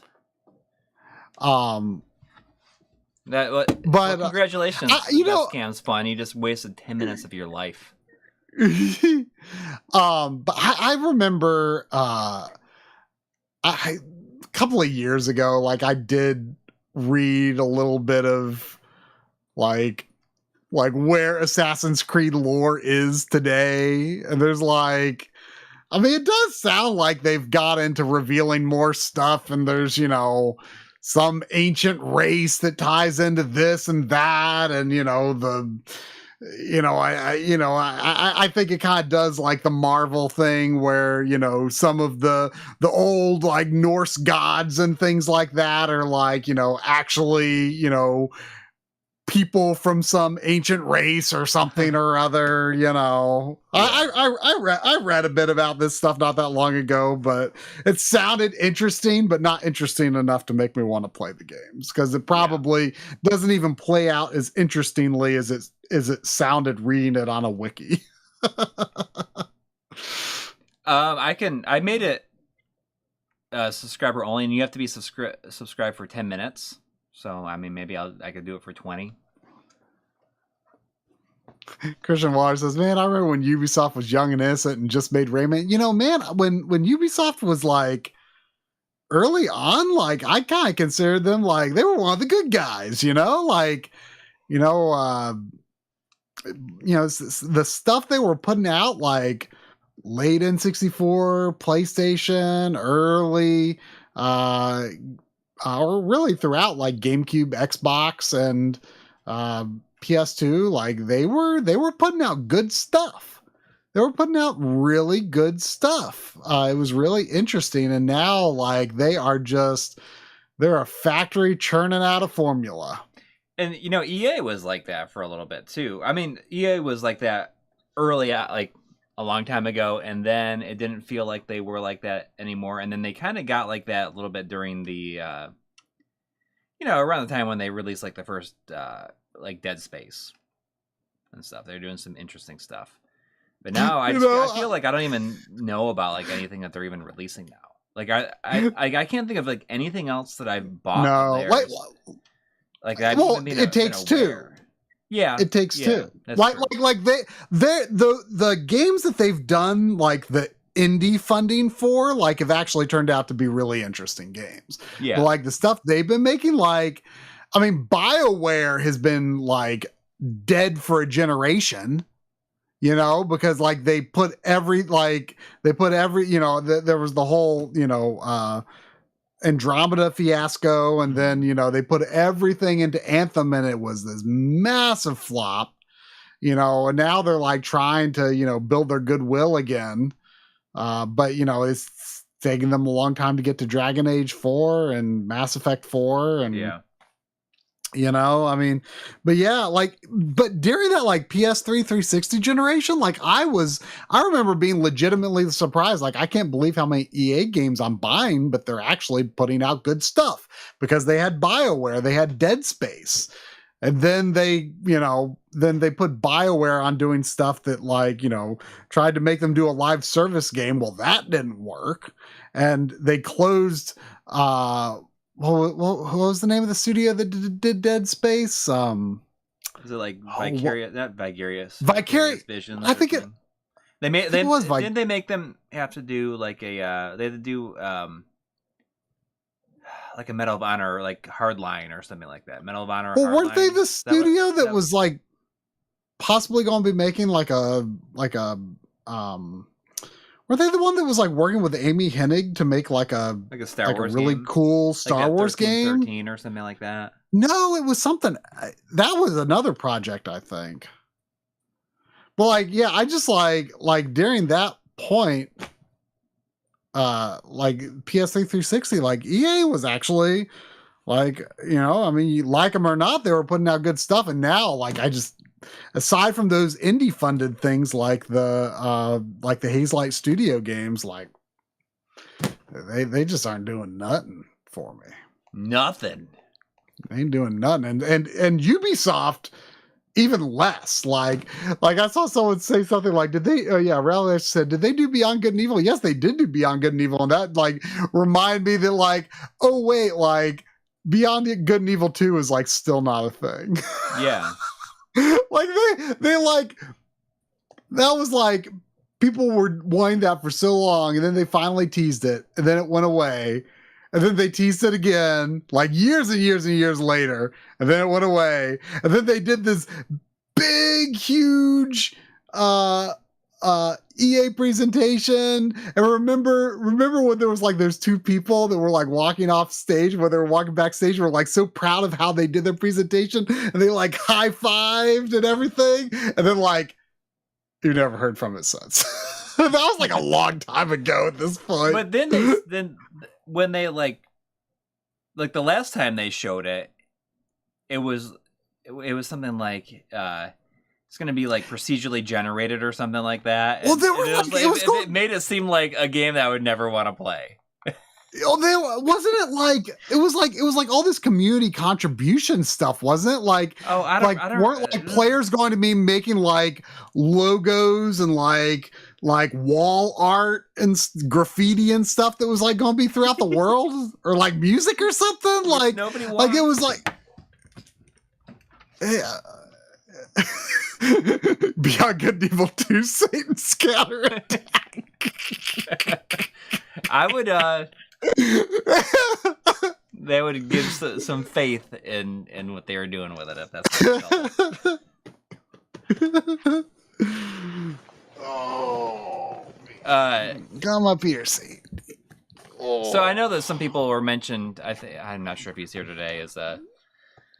I think Gaming Blows mentioned Paradise Killer. I got my physical copy of Paradise Killer, and while I was on vacation here, and I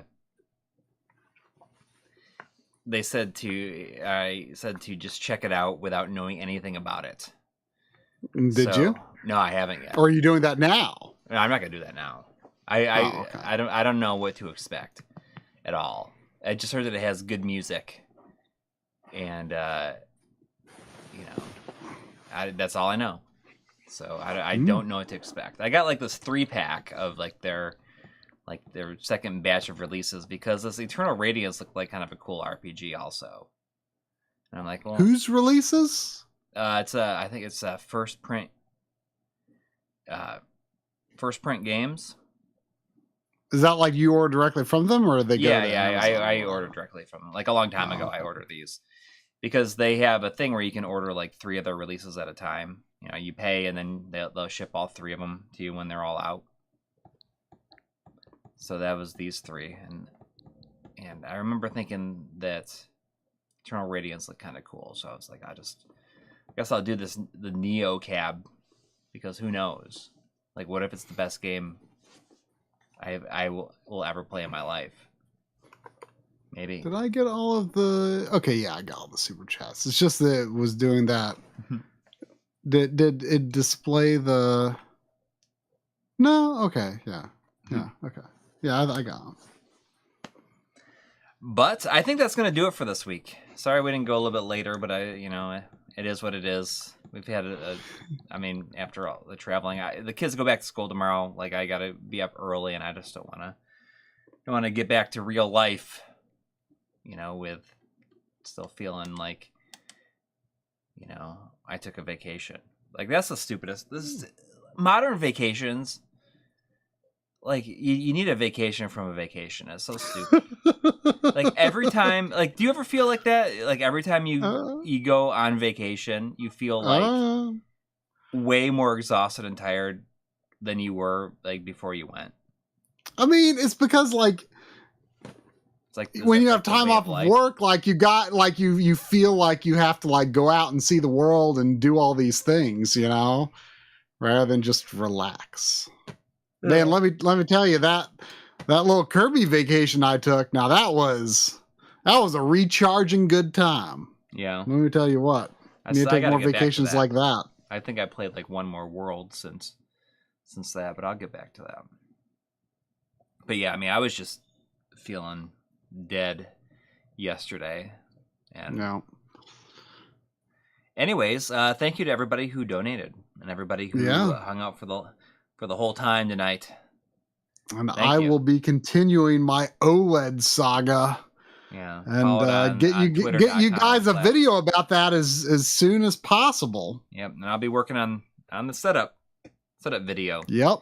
And I feel like it might not take that long. Like, it doesn't have to be like I'm gonna use my my gimbal that I have for work. And I think that'll make it kind of visually interesting and exciting. But I mean, there's just a lot to cover, it doesn't need to be that much to cover. I just think like, I should talk about this for a minute. So we'll see. Scepter Sever says LG stock will go down. I'm just super amused by the notion that I would have that power. Well, you will make it so that no retro gamers will want to buy it. Yeah, I'll title the video LG C2 OLED Satan's Counterattack. we got to put that in a video, though. I almost just want to buy it just because that's what it's called. You'd have to get the Japanese version, which I imagine is probably cheaper. Yeah. Anyways, I hope everyone has a great week ahead of them. And take care. Good night. Good night.